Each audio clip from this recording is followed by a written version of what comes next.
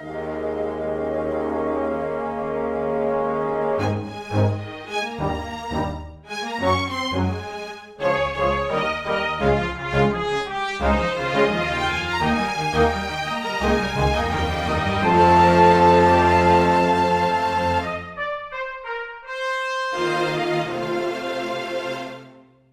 everyone, and welcome to Weekly Manga Recap. It is January the 19th of 2022. And do you know what that means? It's some manga talking time. Yay! Yeah, it's some manga talking time with a lot of manga. A lot of it.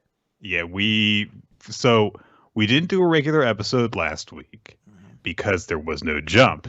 But all those sneaky series that have not in Weekly Shonen Jump schedules, they snuck up on us. And in some cases, we're going to be talking about 2 chapters this week. Yay! Yep. But in addition to that, we've got other stuff to talk about. Yes. So we it's going to be a packed episode. We finally can talk about Liar Game. Yeah. Wait, that's a lie. So you got them, just like in the game. Yeah, it's all give us lying. all your money. Oh, yeah. Put up your PayPal, Nick. You earned it. Everyone has to give you 10 gold coins, which are worth $10,000 of their money.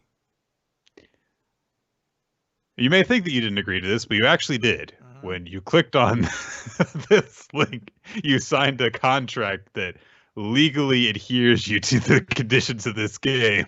I know it sounds like it couldn't be legally binding in any way, shape, or form. No way. But it is. Don't make the rules. It just is. Liar Game is a manga by Shinobu Kaitani, who we have featured on this podcast before. Years ago, we covered their, I believe, prior series, One Outs, which was the baseball manga that, honestly, you can really clearly see the roots in for this series now because of the obsession with money and people falling for really insane schemes that should not work. Like, there's too many parts in them that it could easily fall apart, or just like not go along with it. There's nothing new, whatever. So, but this is a series that ran for 10 years in Weekly Young Jump, and it's not a big famous series. It was well known enough. It was successful enough, but it's not something that I think a lot of people really think about when they think of manga, popular manga in general. But it's also, despite that, a very influential series. It is, since it came out, has inspired some other works. One of the creators and writers of Squid Game indicated that they were partially inspired by it when creating that series. And of course, everyone's crazy for that now.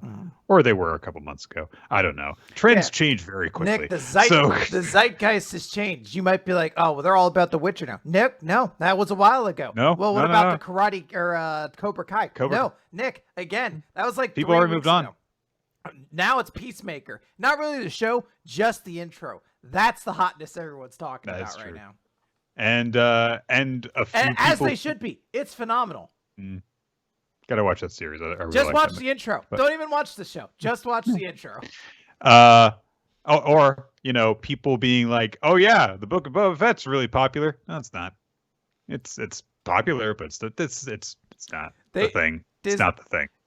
Disney missed the mark of capitalizing on Boba Fett stuff like 30 years ago. There was a cultural zeitgeist boom of Boba Fett, and it has just been waning for 20 to 25 years since then. It's not happening now, guys.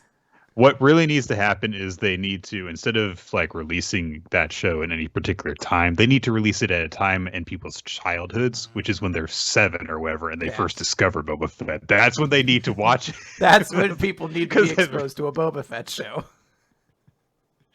Doesn't matter what's in it, whatever. Liar Game. Yeah, let's talk about Liar Game. Liar Game is a lot like Boba Fett in that money criminals is criminals. Involved. Yeah, criminals. Yeah. There's a girl somewhere in the Boba Fett story, I'm sure. I don't know. I haven't watched. All right, so we might be wrong on that one. I believe that he had a sidekick when he showed up in The Mandalorian of some degree. There you go. Sasha Banks, she's a Mandalorian. That's true. There you go. I bet she likes Liar Game. Maybe? Yeah, why not?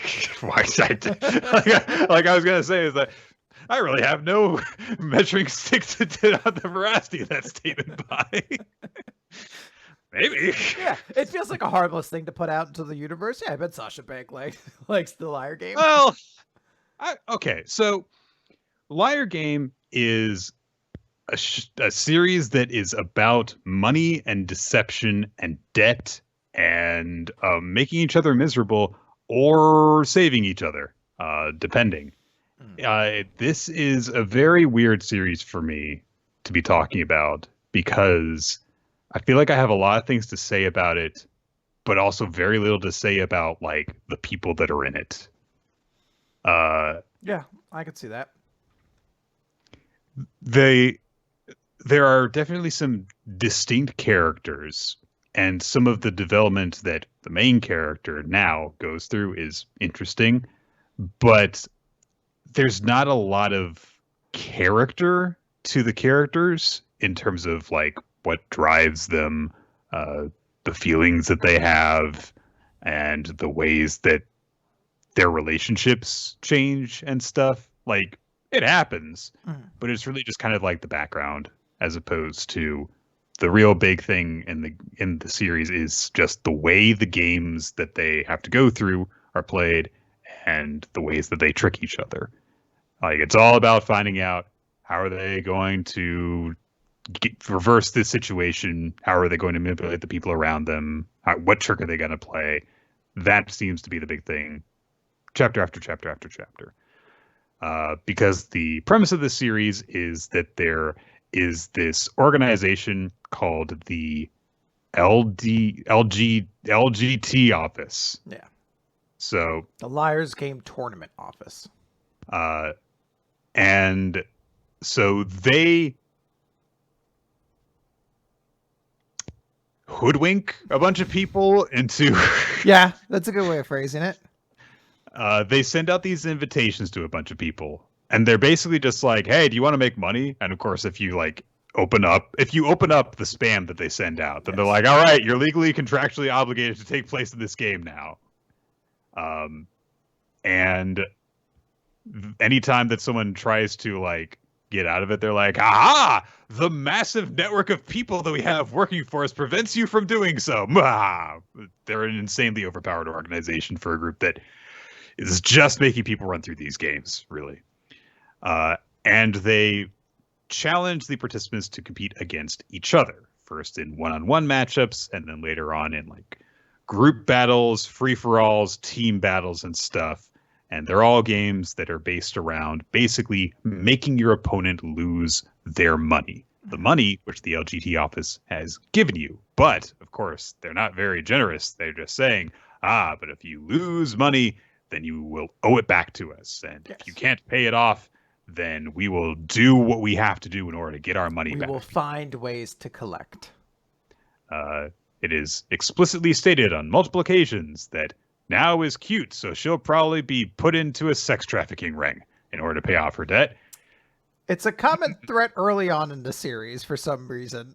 Yeah. Whereas stuff just fall off over time. I was going to say, eventually they give much more realistic answers because there are a lot of people you're just like, look, that's not going to be the option for everybody. You know? There's not a lot of... Look, a lot of people just don't make $1 million over the course of their life. Yeah. Okay.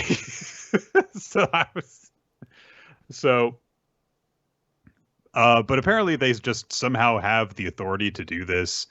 Some people try and get out of the situations, but like now tries to go and speak to a lawyer. And then eventually it turns out, the lawyer was also working for the LGT office. And then said lawyer keeps showing up for some reason. Well, now he's family at this. I mean, come on. You got tricked by him once. Now he's family. Come on in. Hang out.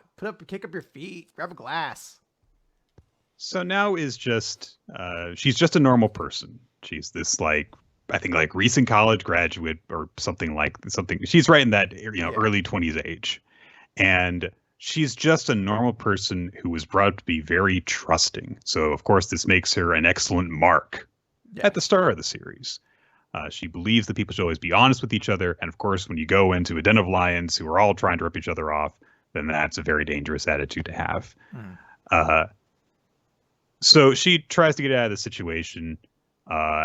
And she's also put, like, in the first game up against an old teacher of hers who has run into trouble because he got fired from his job for some misconduct. I can't remember the exact thing. But he's ruthlessly trying to win the game and get money. So he just immediately tricks her out of all of her money by just saying, oh, yeah, let's just, like, put stuff into a bank account so that, nobody can lose it. And that way we'll just both get out of this with no losses. And then it turns out he tricked her into putting the money into an account that he owns the rights to. So he just has all of her money, which means that he's going to double up his money and she's going to have to owe, it's something like, what, $100,000 or something like that. Something along those lines. I can't remember. I think it's 100 million or 1 million yen, I want to say. So that's, which would be $10,000, but maybe it was 10. Maybe it was 10 million yen. I think that sounds more like it because $100,000 is, that's a pretty sizable chunk of change. Like $10,000 is definitely not nothing, but $100,000 is like earth-ruiningly bad. Yeah. So, anyway, so she acts on the advice of this lawyer guy, despite the fact that, I don't know. So he advises her with, well, if you want someone to help you in this game, you don't actually want a lawyer, you want a con artist. So as it so happens, he knows that there is this con artist who is getting out of prison soon. So she goes to see him and basically just begs our other hero for this series, Akiyama, to help her. And she's so dogged and straightforward and honest that he kind of just, like, can't help it. He tells her, he's like, hey, wait right here. I'm just going to go, like, get a change of clothes. And then he, like, looks out the window and it's a day later and she hasn't moved from the spot. And she's like, but you said you were going to come back. And it's like, oh, fuck, you really are helpless. Like, you really are fucking shocking sometimes, aren't you? Like the dog from Futurama levels of, like, just waiting there for him to come back. Not complaining or anything like that. She's, like, drawing on the ground and stuff like that. But she's like, yeah, he said he was going to come back, so. Have you eaten? No, you told me not to move. So he agrees to help her. And as it turns out, when he gets more involved in this game, because he helps her win the first round. And as he gets more into it, he realizes, oh, this organization is up to some really shady shit. And it turns out that the reason he was in prison was because he took down an organization that was into some really shady shit. Specifically one that basically tricked his mom. It was one of those, basically she got wrapped up in a pyramid scheme. And the debt, ruined her life, and she died sick and in debt. And so Akiyama, fortunately, was able to get a really good education while this was going on. And so he turns all of that against awful exploitative corporate practices, basically. But he gets caught before the series. He went to jail. So he's like, all right, this LGT office is the exact kind of thing that I want to get, take down. And I want to find out what's going on with them, why they're doing all of this. So the two of them start going into the games together, and they both kind of have the goal of thwarting the LGT office. Akiyama basically with a kind of vendetta, a vengeance about it. And now, because as she lays out relatively early on in the series, the true enemy in each of these games should not be each of the other competitors. It should be the LGT office that is putting everyone in this situation where a bunch of people's lives are going to be ruined while very small numbers of people make out like bandits. But the LGT office makes out even more than any of the highest winners in the games. So she's trying to save everyone by constantly going through the game. And because with Akiyama's help, she's able to keep on progressing and winning, she wins the prizes and then saves people and gets them out of their debt, which means she has to keep on going into the next skate round because she's horribly in debt, even though she's winning. Yeah, it takes a little bit of the series before we actually get to that point, and it's a pretty good, like, tipping point. It's honestly, I think, where now goes from being a kind of annoying character to being actually a pretty admirable one. Because at the start of this series, now Godlover is one of the most frustrating people in the world because she is so blindingly trusting, and the people she's interacted with are so transparently shitty to her. Yeah. The one that'll hold a candle to me is Fukunaga, who we're introduced to in the first game and then later in a recovery game. Basically is already tricked now and completely fucked her in the recovery game. Like, she's done for. So Fukunaga's like, hey, how about I feel bad that we tricked you. How about we play a game where I have this card that's double sided, has a back on both sides, and then this card, which is Joker. I'm gonna put them both in the bag, and if we draw the Joker, then you win money. So we'll put the card face down and then flip it up and find out what. And it's like, the odds seem pretty good, right? And now it's just like, this does seem pretty good. Yeah, it's a 50-50 chance. That sounds perfectly fair. They have to go through a whole explanation of like, well, because the card that's like the bad card for you is double-sided, no matter which way you pull it out, it's going to be a back on the front so you can flip it over and find out. Whereas if you pull the Joker out face up, you will automatically put it back into the bag, and it's not 50-50 anymore. It is weighed way more heavily against you. And now it's just like, this seems like a good idea. Like, already financially ruined at the place she's in the game. And so it's just like, sounds like a hunky-dory idea. You're just like, God damn it, now please. You have to be, I'm not saying you have to be nice to Fukunaga right now. I'm just saying you can't fucking get swindled by this. And she's just kind of like, but why would Fukunaga do that? Like, oh. But I would say it's actually the game following that, Contraband, where a lot of things in the series start to come together. That's where now kind of comes up with her grand plan of like, hey, the Liar's game is actually a way for us to start saving people. We're introduced to the series' main antagonist, Yokia, who at one time, I believe I really praised the subtle evil tendencies of. And then upon rereading this series, it's like, there is a scene where my dude just slides Mein Kampf into his pocket and it's like, Hitler was pretty good, except he failed. And I was like, maybe not as subtle of a character as I originally remembered him as.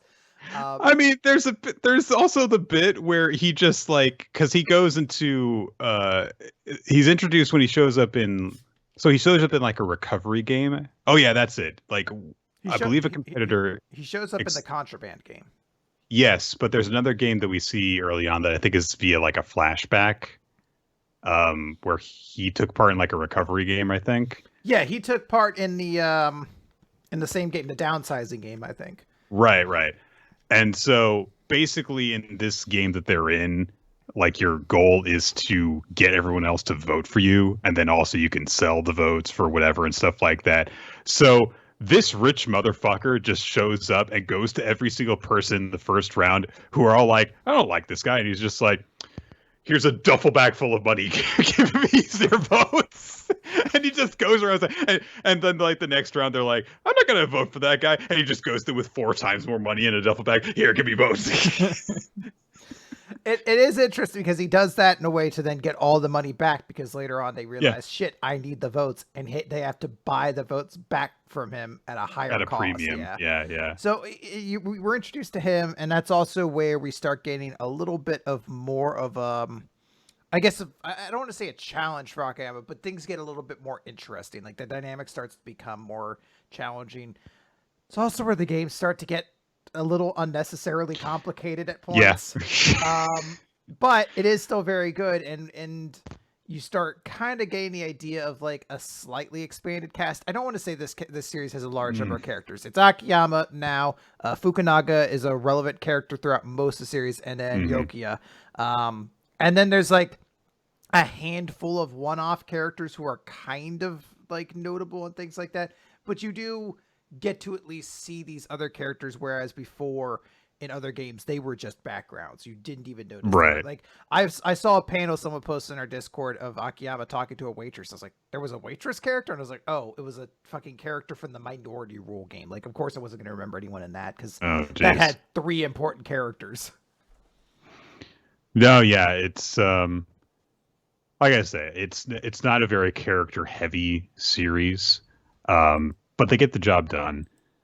What I found interesting about this series is it presents ideas in very heavy detail that you don't see utilized much in manga, such as like game theory. Like there's a lot of game theory that goes on in this series in terms of like, here is how, you would act in you would expect most people to act in this situation. Therefore, because you're trying to beat everyone, you should do this. But if everyone is trying to beat everyone else and they're thinking of that, then they're going to do this. In which case you need to do this. And how far along that chain do you go in order to figure it out? And then there is honestly a really heavy social and political message in this series, which is that capitalism is bullshit. Yeah, well, I mean, look, you said earlier Squid Game was partially inspired by the series, and it's pretty clear why, because like, yes, you could be like me when I first probably read this at 23 or whatever and did not pick up on like, oh, there's just an evil organization that's trying to grift people out of their money. Whereas the larger question is mostly about how systems and structures create reasons for people to work against each other while the rich are only getting richer. And actually a lot of those problems could be solved if people were just earnest and helped each other and realized working together would actually defeat all of the systems that chain us. But, when I was younger, I was just like, Akiyama's so smart. He's like light, except not evil. I kept on thinking of this one thing. Okay, so I don't know if you ever even heard of this show that was like on Game Show Network called Nick Arcade, yes. It was called Friend or Foe. And the premise of it was that you would have, it was like a trivia game where there were teams of 2 people. And then as each team was eliminated, and then also with the winning team at the end of the episode, the 2 of them who had basically been given some details about each other's life and stuff to make them find the other trusting or not trustworthy and stuff, they would then have to decide how the money would potentially be doled out between them, which would be they would go to this booth and they would select friend or foe. If both of them select friend, then the money is split evenly between them. If one of them selects friend and the other selects foe, the person who selected foe gets all the money. But if both of them select foe, neither of them get any money. It's the prisoner's dilemma. Exactly. If both of them are willing to cooperate, then they will make money. If neither of them are willing to cooperate, then neither of them gets any money. So logically, they have to try to cooperate, but in terms of the way it works in game theory, you should be choosing foe. You should be choosing to be selfish, because if the other person is selfish too, then that doesn't mean you've cost yourself any money. It means, because if you select friend and your opponent selects foe, you lose out. If you select foe and your opponent selects foe, you lose out. So there's no loss to you doing that. Meanwhile, you double your potential winnings if the other person selects friend. So why wouldn't you do that if you're being selfish? The key is to stop trying to be selfish, because what you should be doing is trying to win the money from the big person in front of you who has the money, not the person next to you who you are supposedly competing with. And that is the big through line in this series. Once now reaches that breakthrough in like the 3rd game or something like that, and she tells everyone, I think this is the point of the liar game, is that we need to stop trying to compete with each other. We need to be trying to work with each other and trying to save each other, because the office benefits from more people losing out. Yes, if one of us wins big, then that person really wins big, but that also works for the office's benefit. So she becomes this really like admirable character, and also at that point starts getting smarter in terms of, and I'm not going to say like, oh, she was a dumbass before. She was just very naive and trusting. Yes. And she doesn't like suddenly become a master strategist or anything like that, But she kind of just like gets used to, I think, being around these very devious people and getting used to thinking about things in a way that really helps her in terms of like solving puzzles and predicting the kinds of things that someone would do if they're trying to be dishonest with her. Well, there's a line that Akiyama specifically tells her at one point, because all she does is trust people, and Akiyama says to really get to know somebody is to doubt them. You know, believing somebody is fine, but oftentimes what that means is believing them with a refusal to kind of actually examine who they are and almost kind of view it like a little bit of apathy. Whereas doubting them, you're not saying they're lying. You're reading into who they are. You're reading their sentiments. You're kind of actually discovering the truth of who they are at that point. And that's the line that kind of changes now, and she starts really re-examining how she is viewing people from that point onwards, which leads to her big sort of shifted, I wouldn't say personality, but she gets better at playing the game. And she also learns to get better at tricking people at that point, because people kind of start to underestimate her because of her naivete and her trusting nature. So when she does actually, you know, basically she lowers people's guards because they're like, oh, well, this person is so trusting and stuff. Yeah, they're easy to fool and they'll never try and trick me. So, you know, she'll tell a white lie and it's really effective because, you know, and also because she's learned how people think better. She knows how to play off of that and actually steer them towards what she wants. There is something that was occurring to me while I was reading this, which is the ethos of the story seems to be people will usually act selfishly in a lot of circumstances, especially stressful circumstances. So sometimes the thing you need to do in order to make sure that they do the right thing, both for themselves and for everyone else, is beat them or trick them or do something to kind of force them to follow what you know to be the right thing to do, rather than trusting them to make the right decision for themselves. And I don't know how I feel about that stance, but it seems to definitely be something that the series espouses, especially, you know, the way that Akiyama talks in that early point in the series that you were talking about. And the fact that a lot of the time now and Akiyama just have to beat people in these games and basically show them that there's no way out but to trust them and work with them. It is a very monopolistic view of like societal working together, because almost every single game is ended by Akiyama figuring out the play. Basically, he finds the line and brings them to it, and they win because of him. And everyone is a clueless dope throughout most of it until Akiyama kind of gives them the guide going forward. Every so often, you'll get a character who will do something right for like 5 seconds, and then they're revealed to be an idiot immediately afterwards. Yeah, there was the big thing that happened in the Contraband game. I forget what Kikuzawa, I think what might have been his name, something like that. But where it looked like he had everything figured out, I was like, nope. That at least played into the whole notion of Yokia as a controlling dictator. I'm even thinking about in the musical chairs game, where the extras formed their own collective union to abstain from voting, and Young Jump is the leader of the group.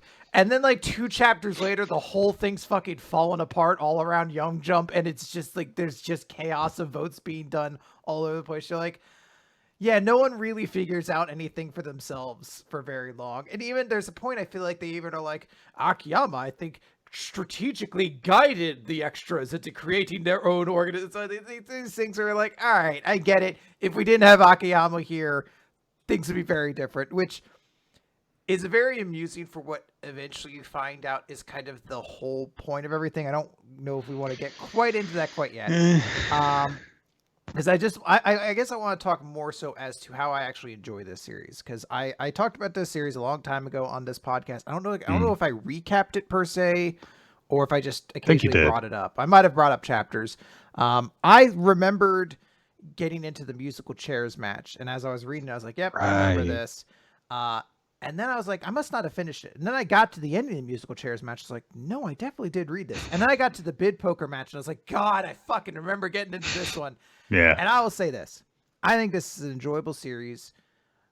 The games are so fucking complicated. They are. They're like my favorite game, to be completely honest, was Musical Chairs, and it's the main reason for why is because when they have to explain the mechanics of what's going on, it doesn't take a full page graph of fucking numbers pointing at other numbers in different angles to explain what's actually happening. They're just like, hey, Akiyama's group lost a chair. Now they're one more chair down. That's bad. And that's pretty much, even that game still had the medallions, and that had to be tracked. You had to track who had which person's medallions. You're like, fuck it, I can't. And then you roll 5 dice to determine turn order. Then the person with the most chips goes in. It's one of those things where be sure to check the counter on.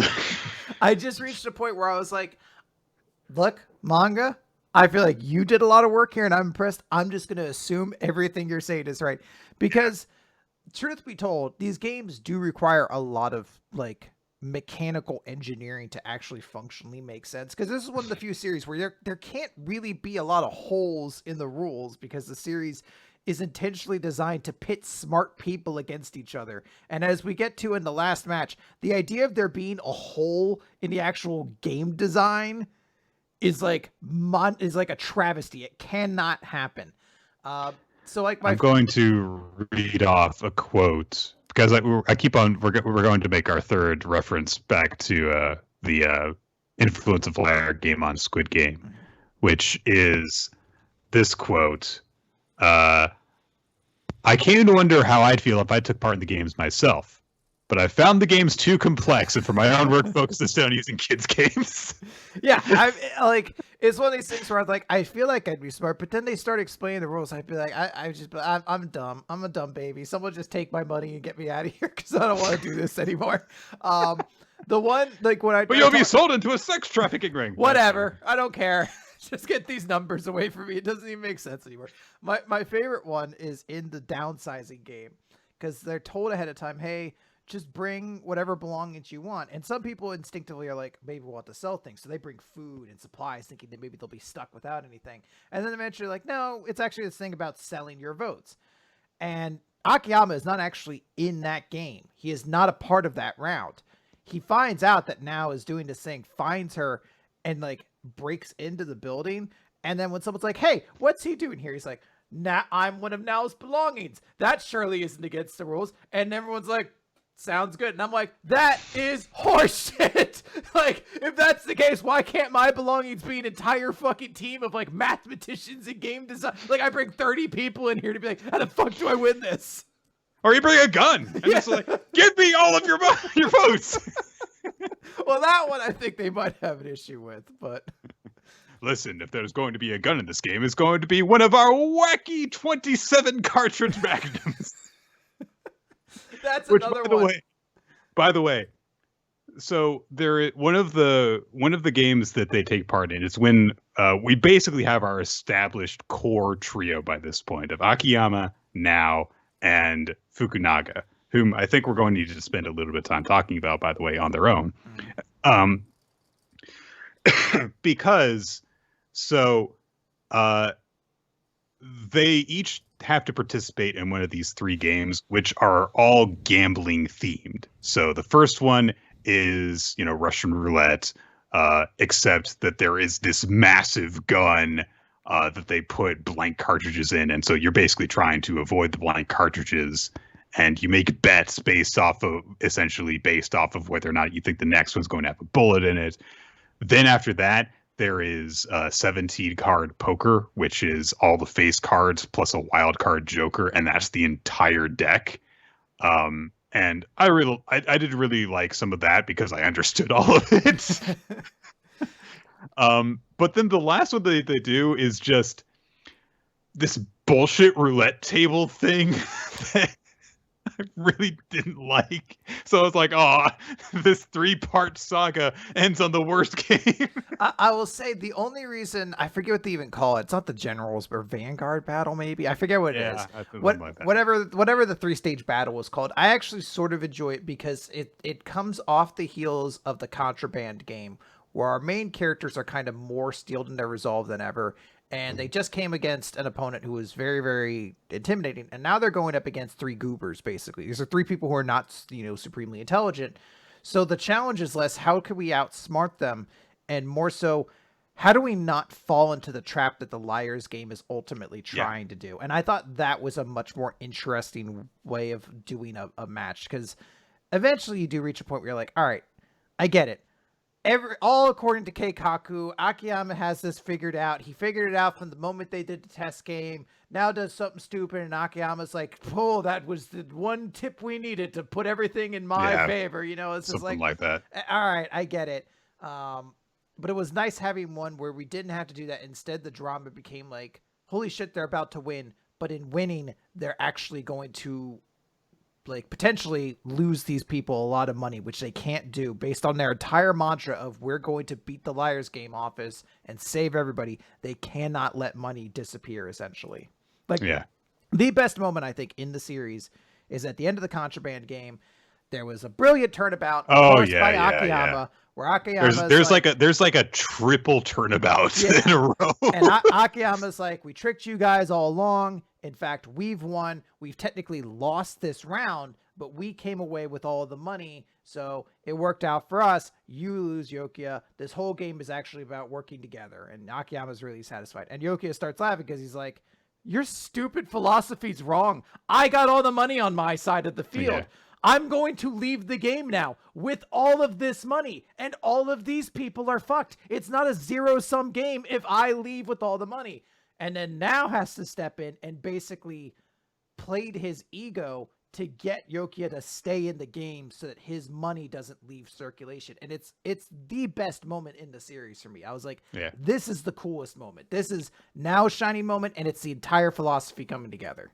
Yeah, because now and Yokoya had a conversation early on in the game where Yokoya basically asked her, like, what do you think the point of the game is? And now lays out, like, this is what I think it is, because she had her breakthrough in the previous game. And Yokoya's like, no, it's not. It's about domination. It's about having power over people. And now basically says at the end of like, yeah, you're walking away with a bunch of money, but you didn't control anyone in order to do it. People on your side didn't obey you. They switched over to our side because they agreed with us and not you. You have not actually won the game by your own terms. And he's just like, fuck you. I'm going to dedicate my life to destroying you, just like Hitler would have done. I have 2 notes. I want to mention them now before I completely forget. The first is, because I imagine we're about to start talking about some of the characters and eventually get to the big spoiler of the series. The first I want to note is, one thing I did find disappointing in the pace of the series is that games and kind of just go from game to game to game to game. They really, really do. There's no time in between, which is a shame because the main motivation actually for now, or I shouldn't say the main motivation, but one of her primary emotional driving factors is her father's in the hospital. He's very sick, and she doesn't want to trouble him. She doesn't want to worry him. And I think you see the dad twice throughout the rest of the series, and one of the times is after she's had all the character development. He's like, oh, you've changed, and you're like, it'd been nice if you guys could have talked before this point, like while she was changing and becoming a different person. That was something that I realized too when he shows up, just like as a brief shot to establish like they're outside the games now it's going out about her life. Oops, she ran to the lawyer. There's like, he's in a panel and it's like, oh, right. That was a thing that you established in chapter 1 and haven't mentioned since. It would just be nice because you get so little actually to examine now, and Akiyama and these characters through a lens that's not the Liar's Game. Yeah. That'd be nice to see a little bit, especially her father. Like, why is now the way why is she so trusting? Is it straight up from her father? Is it something else? Like, it feels like there's something you could at least explore, but we don't really get anything like that. The second point I want to mention, though, that makes me laugh is the Liar's Game tournament sometimes employs complete fucking idiots for the sake of explaining strategies too. And It's one of my favorite things in the series because there's all these Liar Game office people. They all have these fancy masks, and they're always going, oh. Well, it depends which one it is. Because some of them some of them are smarter than others. Like whatever Leonidas or whatever the fuck his name is. Honestly, I stopped paying attention to which ones were which. he's supposed to be the smart one, I think. And then there's another one like Ulsab or something like that, which I only remember because I was like, why is his name Balsa backwards? And I was like, oh, because he's like that shitty wood, because he's the dumb one. And my favorite moment is he's part of this team that's running this massive fucking tournament that has to have so many fucking logistics going on. Oh, yeah. And at one point, someone's like, Harimoto just used cold reading. And fucking Allsup's like, cold reading? What's that? And fucking whatever, Leonidas has to look over and be like, I see a shadow hanging over your mother or your parents. Like, oh, my mom says diabetes. How did you know? It's like, you cannot be stupid. You cannot be this. Like, look, I completely understand there are people who are able to be tricked by cold read. It is a very emotionally manipulative thing. Absolutely. But if you are in the office that works at manipulating people, you can't be somebody who's like, cold reading? What's that?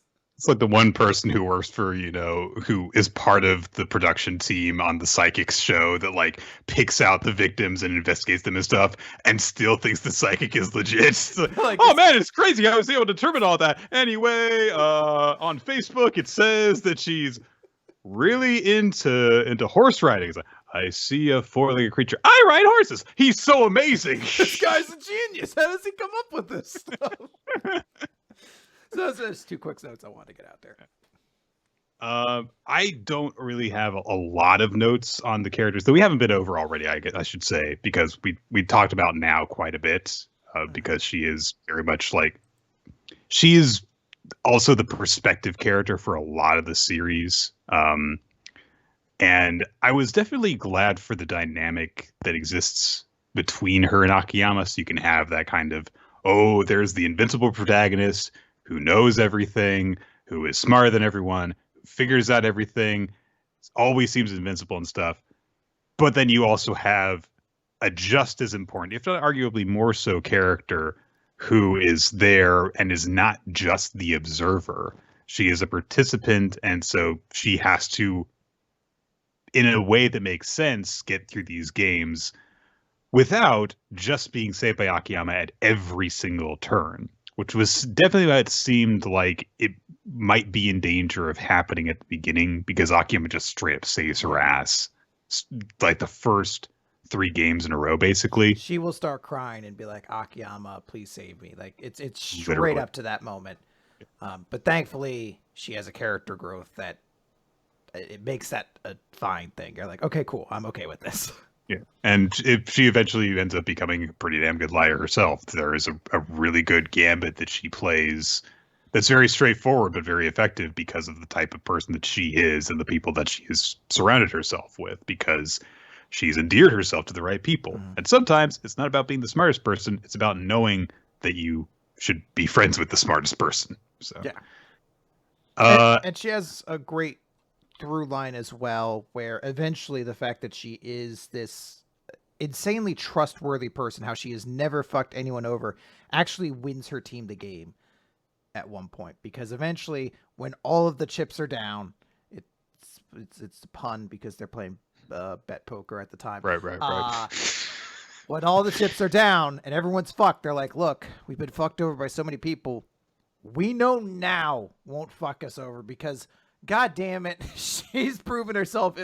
If not, watching her get bamboozled in 3 straight games isn't enough to prove you that this girl is not got a malicious bone in her body, then nothing will.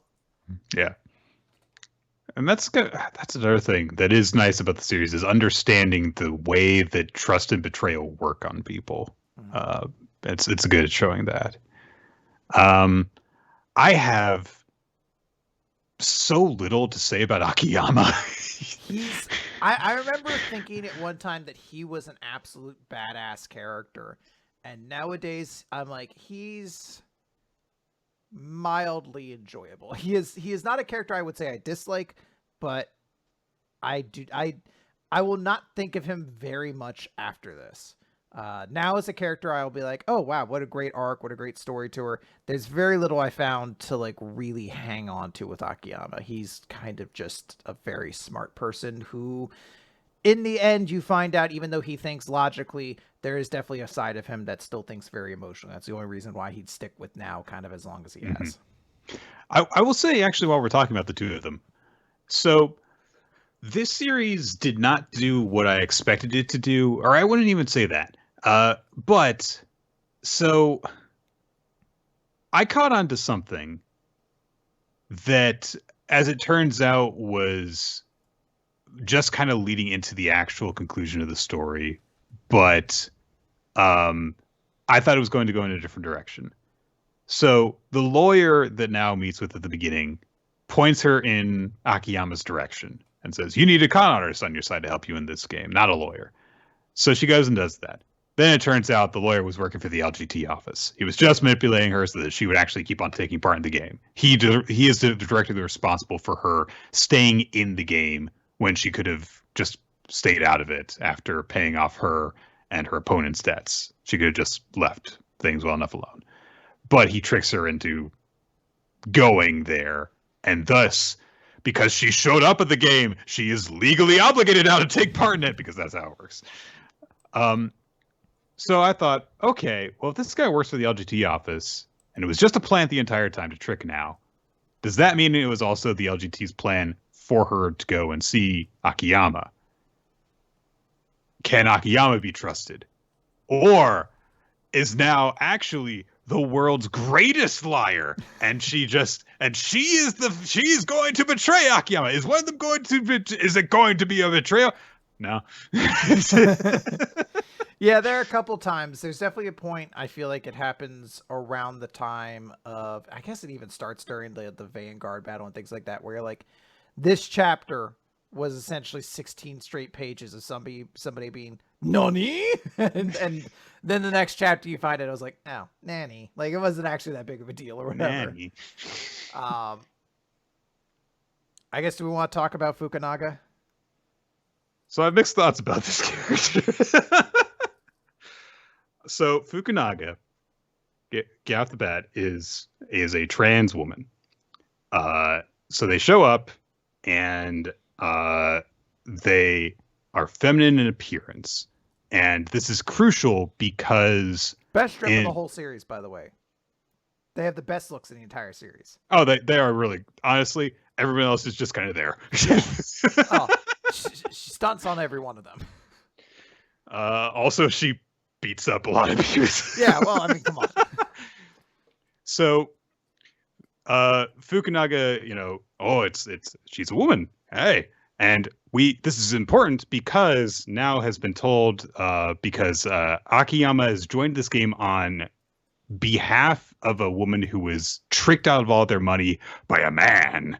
And so they're looking for allies within this game that they can work with. And so they're like, okay, but we can't trust this man that took all this money from this person. They're not trustworthy. So we can't go for any of the young men just in case it is one of them. But we can trust all the women and this old guy.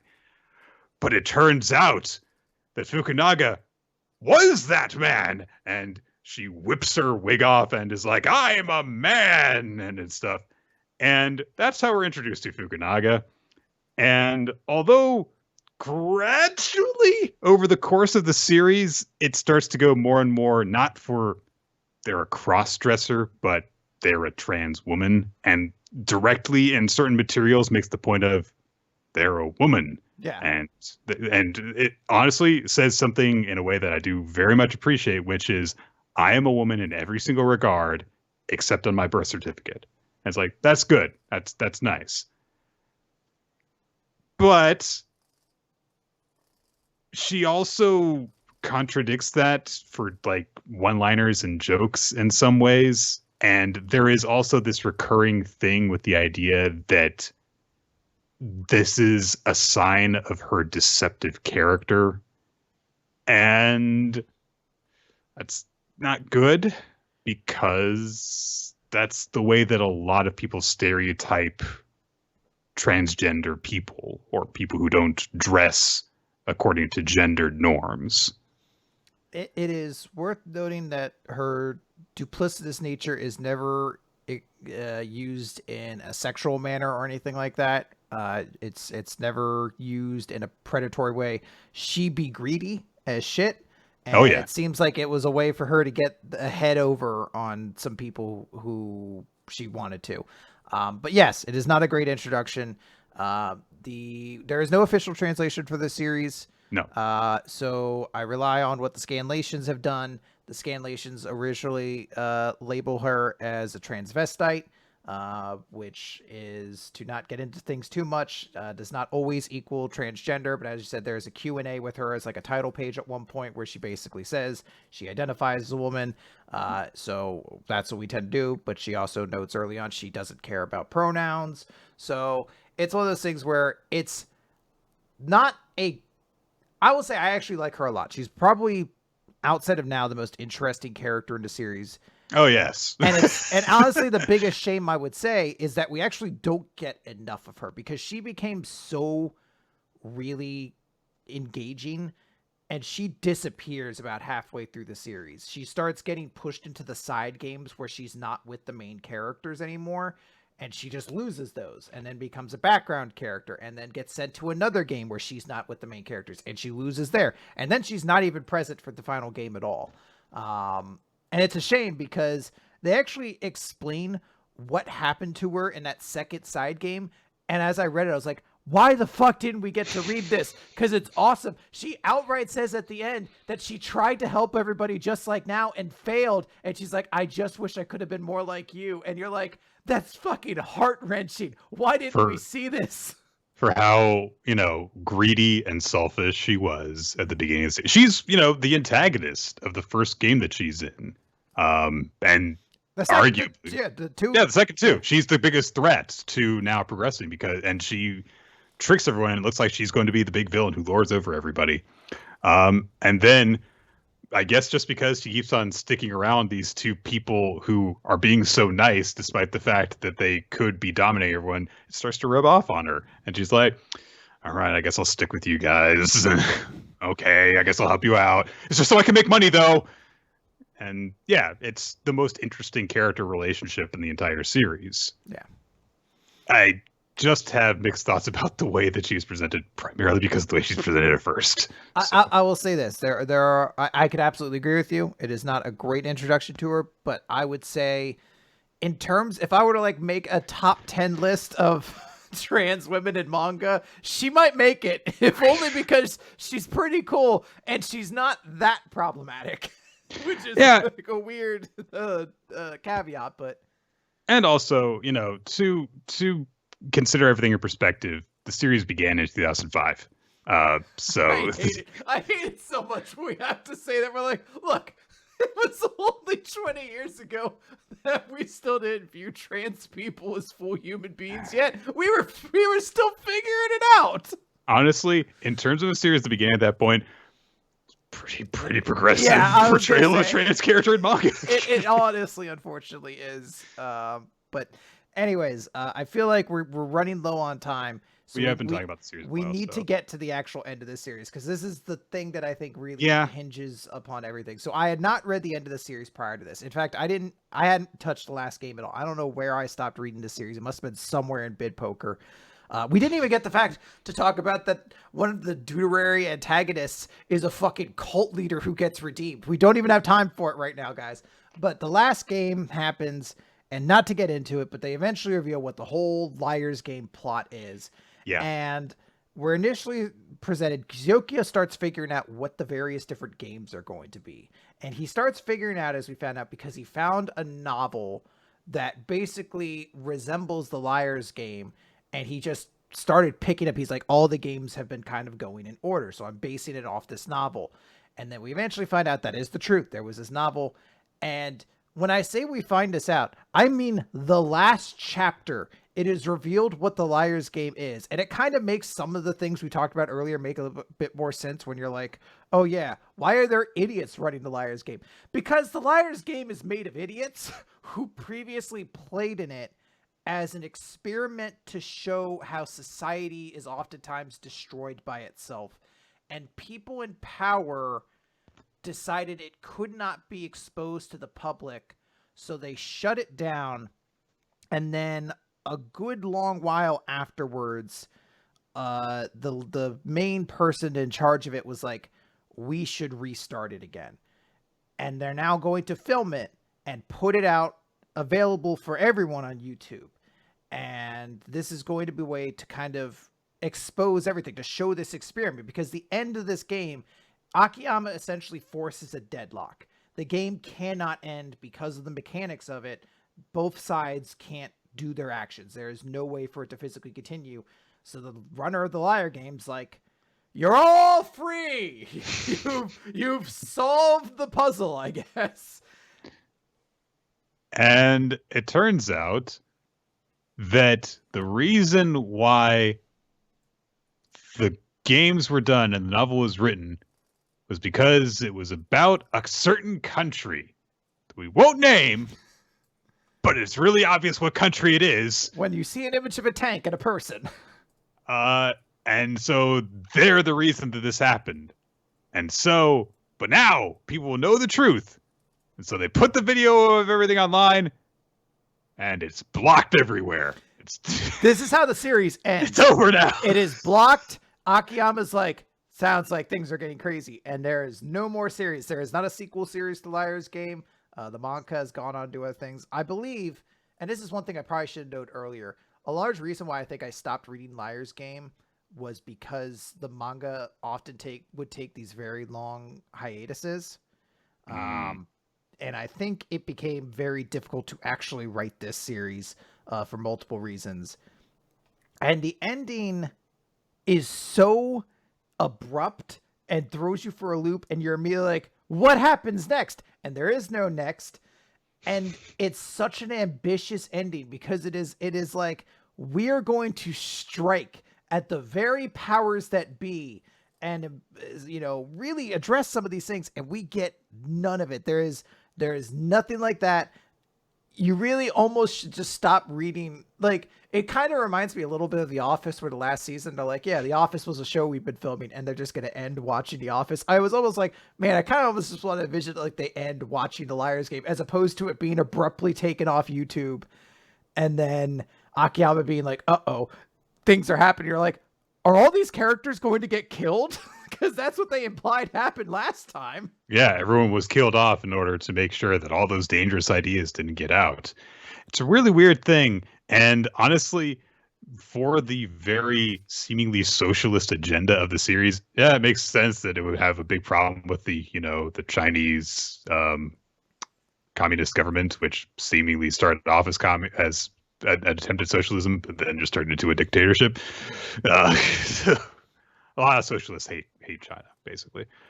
And it was, look, I'm very glad that I read this series. It's not one of my favorite series that I've ever read, but it is a unique entity. It made me think about a lot of things, and in terms of like stuff that, I've heard about, stuff that I've learned about in a way that no other manga has ever made me think about, because it is a series that utilizes, the way that people relate to each other, thinking about the way that people exploit each other and ignore the problems in front of them because they are positioned to attack the people that they should be working with to solve those problems. And there's so many different examples of that I can think of in real life, in terms of the way that the people in power tell you what the problem is, as long as you're not thinking that it is them and what they are doing or not doing in order to solve all the issues that face you, but not them as the person in power. And a lot of manga don't do that. Yeah.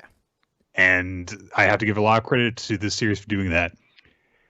That said, outside of certain games being interesting, this is not a series that I enjoy very much. It's there are some characters that I got to like, and I wanted to see them do cool stuff. There are some games that are clever, and it was interesting to see how like a seemingly simple concept at times could be introduced, and to see characters, do a kind of minute to learn, lifetime to master stuff with it, different ways that you can manipulate the meta game basically of a game that with very simple rules and stuff. But I don't think I want to ever reread this series because it's just not very fun generally. But very, very glad that I did read it. So yeah, so I definitely was the one who had more fond feelings of this series going into it. I had read it most of it previously. Reading it again, I think it's weird because I definitely am a lot more able to recognize what the series is trying to do. And this is a series that does not feel like it's very ambitious until eventually you're like, wow, there is a lot of ambitious stuff actually going on in this series. And I really do appreciate that. But I do agree that this is a series that lacks a little bit of the entertainment factor that some other series like Alice in Borderland or other sort of like quasi battle royale, etc., things like that. It's not entertaining enough for me. There's too many times where I feel like I'm reading a stat sheet and things like that. There are a couple games where I was like, I just need to skip this. I don't care about, like, I'm sorry, but bid poker is fucking boring. This is so boring. I don't care about these auctions. I'm just going to skip it. And honestly, like, some people get a huge kick out of reading stat sheets. So I would not be surprised that there are tons of people out there who are like, oh yeah, I love that aspect of it. And honestly, I give full credit for the amount of detail that goes into designing how a game works and the different strategies that each of the characters. It's very, very well done and well constructed. And I could totally see someone not like me, well, very like me actually, reading this and go like, this is amazing. This is so cool. So yeah, no, yeah. I absolutely could see. I'm not saying it's like against anyone's prerogative to read and enjoy this series. I enjoyed this series for its emotional core, which is a very rare thing to actually find once a game starts. There are little nuggets here and there, but for a long time, you're just hearing game mechanics. And I admire the work that went into this. So I definitely would recommend this to most people, especially if you like these sorts of series. You should read this series. If you liked Squid Game, give it a shot. What's the worst that can happen? But it was not like this is the must read series or anything like that. I was definitely like, this is good, potentially even great, but this is not like I guess it's great. It's a good series that isn't necessarily for me, I guess is the way I'm trying to say it. It's a good series that was good enough that even though it's not for me, I still found it to be very good. Yeah. Basically. All right. Let's tear through this recap section. We got so much more to talk about. It's okay, though. I can do My Hero Academia really quickly. The heroes have a meeting about what they're going to do. It's nothing we haven't heard that doesn't make sense. They're going to split up the bad guys. Also, Ragdoll is there. She doesn't really offer anything to the conversation that they're having. I'm sure that she'll be important later. Aizawa goes to talk with Aoyama. He says, you're going to help us. I know, it's important. It's like, no, you're going to help us. And, look, you still got friends, okay? Okay. Yeah, done. All right, let's get out of here, you little scamp. And you're not the only student I have in mind that's going to help us. Spider Shinso. He's hanging from that tree. He's Spider Shinso. I know that we've established what it feels hard not to imagine that Horikoshi just came from watching No Way Home. He's like, I want to put Spider-Man in this manga more than I already have. Really? Multiverse aspect of Deku. Dang it. Shit, next time.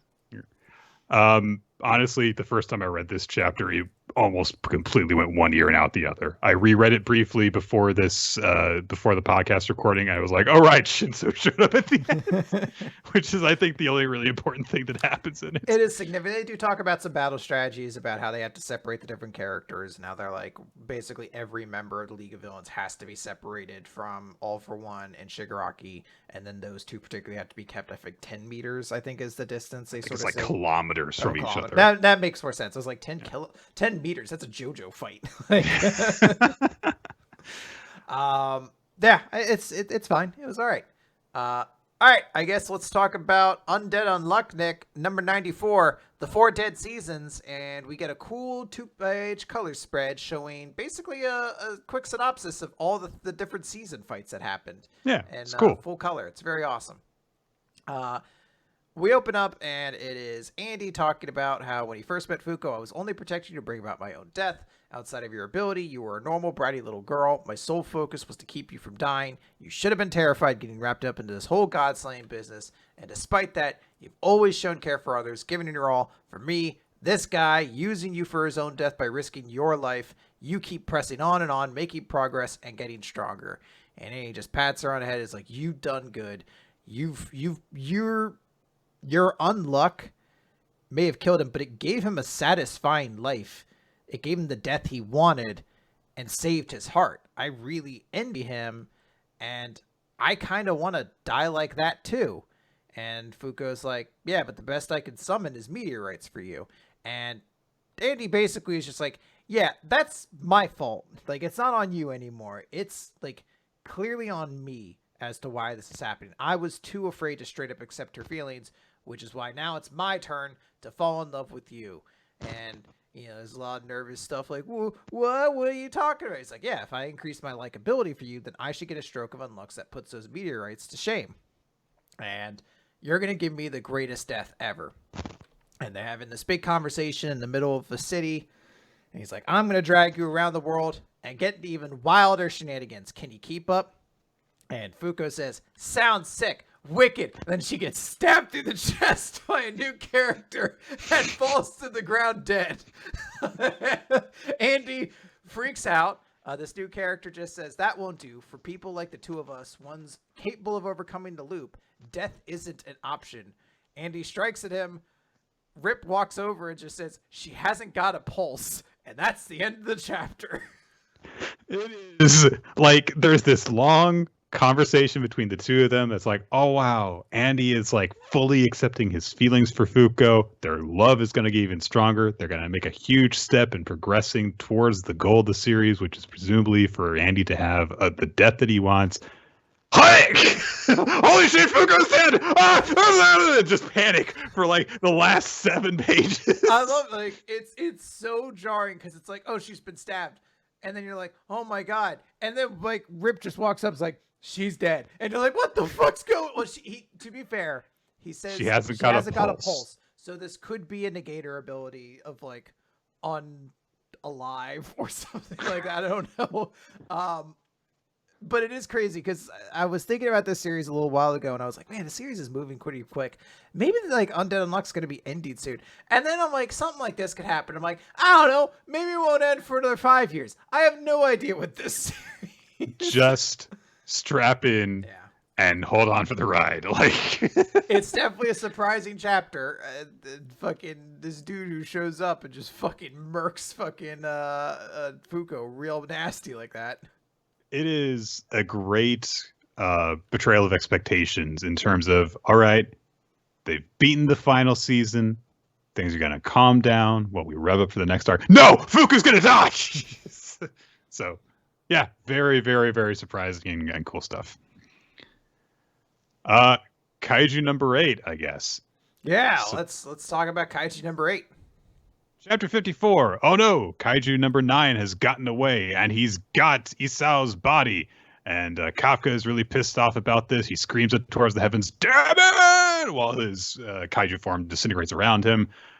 2 days later, they hold a huge funeral procession for Isao Shinomiya, of course. Big old speech is made. All of the different officers are in black mourning uniforms and stuff. They hold a 21-gun salute for him. Kafka is saluting while he's crying. We cut around to see that, oh yeah, there's Mina over there. There are some of Kafka's squad mates and the different squads that they've joined as part of this project. And we cut around to all the different divisions who are all saluting for Isao. And Kikoru is not there. She has retreated into her father's office, and she's got her head slumped on his desk, and she's just crying. Kafka, of course, has noticed her absence because she would have been part of the first divisions, part of the funeral proceedings. Narumi goes into Isao's office and confronts confronts her there and says, "Are you sure you're okay not attending the service?" And she's just still being hard on herself and blaming herself for the fact she wasn't able to do anything to protect her father. She says, "I was too late to make an impact, too weak to save him. It's my fault that it escaped." And Ruby starts to say that isn't true. The Keikaku stands up, and we get a big 2-page spread of her face, just ruined by like emotions and crying, but she's grimacing it into a stern expression while she cries. And she says, "I want to become stronger." And she explains that she knows that her father is still trapped inside of Kaiju number 9 somehow. And so she says, "I'm going to mourn him when the defense force neutralizes that creature once and for all." And then she starts to apologize for losing her composure and not attending the assembly and stuff. But Narumi's heard enough. He turns around and just says, "By the next time we encounter that thing, I'll make sure your strength is unrivaled by all but my own. Keep up and show me your results, and do that, and I'll overlook your absence at the service." Keikaku says, "Yes, sir." We cut outside to see that Kafka was listening from the hallway, and he looks down at his hand, specifically like this divot in his hand, which I don't know if that was always there or if it's a battle wound or what. I thought it was his hand in Kaiju. Okay, maybe. To a certain extent. I don't know. Maybe the two are becoming one. Where does the person end and the Kaiju begin? Oh, right. The nipple peeing thing. I guess. Yeah, I was gonna say something gross too. Damn it. Can't compete with the master. But yeah, he pulls his gloves on and walks down the hall saying, "I swear I'm going to kick Kaiju number 9's ass." Listen, it's nice and simple, Kafka, but Kikaro's is way better. It's a good chapter, though. It's a nice way of like wrapping things up while also teasing the various different division people we're going to meet one day and certainly care about just as much as we like. Oh, shit. Narumi? Is that his name? Yeah, that's his name. That's his name. Woo! That's his name. All right, got it. Nailed it. He's going to be in charge now. Oh, boy. All right, Nick. Let's talk about that good-ass dog. Spy Family. It's Mission 58, Part 2. Good-ass dog Bond was saving good-ass dog Daisy, I think was the name. Yes. Can we also note this is the most frustrating way of numbering chapters? It's not chapter 59. It's chapter 58.2, which is normally reserved for chapters that aren't like full chapters. Yeah, don't do this if you're going to do a full chapter, please. So they're still, however, in the flaming building. Lloyd has to get them out to safety. Bond locates a bag that Lloyd uses to like scoop up some clean air so that they can use it as an air supply in emergency. They dash around. They manage to reach a window and break through it and get outside. And oh, look, they saved the little puppy. Hooray! And Bond gives it little licks and stuff. Oh, look, a little bit of Bond's back is on fire. He's just like ignorant about it. So they pour some water on Bond, who it turns out is not nearly such a big old dog as we thought. In fact, he's quite scrawny and just very, very floofy. So they're surprised by this. Bond sniffs around some more, and he goes off running suddenly. And it turns out he's found the arsonist. So he dashes in towards the arsonist and clamps down onto one of his legs. Lloyd sees them struggling and realizes, he's the arsonist because he's got a lot of really obvious kerosene cans spilling out of his bag. And he has a hat that just says fire on it. With his baseball cap that says, "I did the crime." He was wearing his I Set Fires t-shirt, which is how we figured out who it was. Listen, I just play every Among Us game while I wear this cap that says sus on it, okay? It doesn't mean anything. But the arsonist pulls out a knife. He had to go into a store and look at a hat and say, yeah, the one that says fire on it. And then, he had to resist every urge in his body to say, because I set fires frequently. He's shaking. He's like, don't say it, don't say it, don't say it, don't say it. I start fires, damn it. Oh, she didn't hear me. She didn't hear me, though. Oh, we got it. We got it, boys. Fortunately, he went into the arsonist's store where they just... It's just they just give that hat away if you buy enough fire-starting products. It's Pyro and Firefly and all the other, superhero fire villains are in there. And Johnny Storm just goes in and he's giving dirty looks to everybody. He's like, fuck on. Lloyd manages to beat up the guy before he can stab poor Bond, and then he scolds Bond, saying, "Oh, I mean, good job using the suspect capturing abilities and stuff. But you're supposed to go for the arms. That's why you don't go for the legs." But he gives Bond some head pats as well, and then he crouches down after scolding him and says, "You got to be careful because there's someone else back home who'd be heartbroken if anything happened to you." And he also apologized for working him so hard and says, "Your duties as a working dog should come second. I want you to think of yourself as a member of the Forger family first and foremost." Aww. Isn't that nice? And Bond gets all nuzzly and nice with him while they're on their way home, too. And he says that since he doesn't have any missions to work on, maybe all of them can go to the dog park together tomorrow. Nice and sweet. I did have one question, which is when Bond thinks things, is that not supposed to be shorthand for he sees a vision of it? That's what I thought, yeah. Okay. So I wonder why he saw a false vision of... I guess Lloyd does... No, he doesn't say anything about it. He doesn't say that. No. I guess he's just so used to Lloyd scolding him that that's what he thinks might happen. Because we have also seen some imagination spots from him recently that turned out to be incorrect. So that's what I was double checking on. Yeah, this is a super sweet chapter. Bond, I mean, look, he looks like such a nice old man. Like he does. He looks like such a nice old man. He's like, "Oh, shave that little dog." I fucking love him. Love him so much, Nick. And now I will be receiving the head parts and going to the dog park to cavorte about with others of my kind. Perhaps I will sniff their bottoms. No, not perhaps. I shall shave them like a fine Chardonnay upon my nostrils. All right. All right, Nick. Let's talk about Eden Zero. Oh God. Chapter 174. Mine getting out of the way. Yeah, we'll also talk about 175 after this as well. The cover page, no comment. Let's move on. There's nothing to say. It is aggressively horny. So Feather showed up. This is a bad deal, but turns out... Feather! Yeah, but the main characters are going to get out of there, and they're like, "Bye, Captain." So we're going to get going. And Feather reveals her special ability, which is... Well, her other special ability is she can connect everyone to her ether gear so they can all see forward. This is an essentially useless power-up, as everyone is way too strong for her. We see all the characters basically beat up their various different grunts. Weiss at one point is cornered by a guy who's like, "Oh, I see it. I see your next move." And Weiss shows off he has a metal arm. And Shiki basically just explains, it doesn't matter if you can see what we're going to do because we're just too good for you. There's a moment of Captain Connor talking to Noah being like, "Wait, how old are these kids? Like, what are they doing? Like, what about their family?" And basically he's just like, "I don't know, all of them are orphans," which I guess... All of them are orphans? All of them? They all be orphans.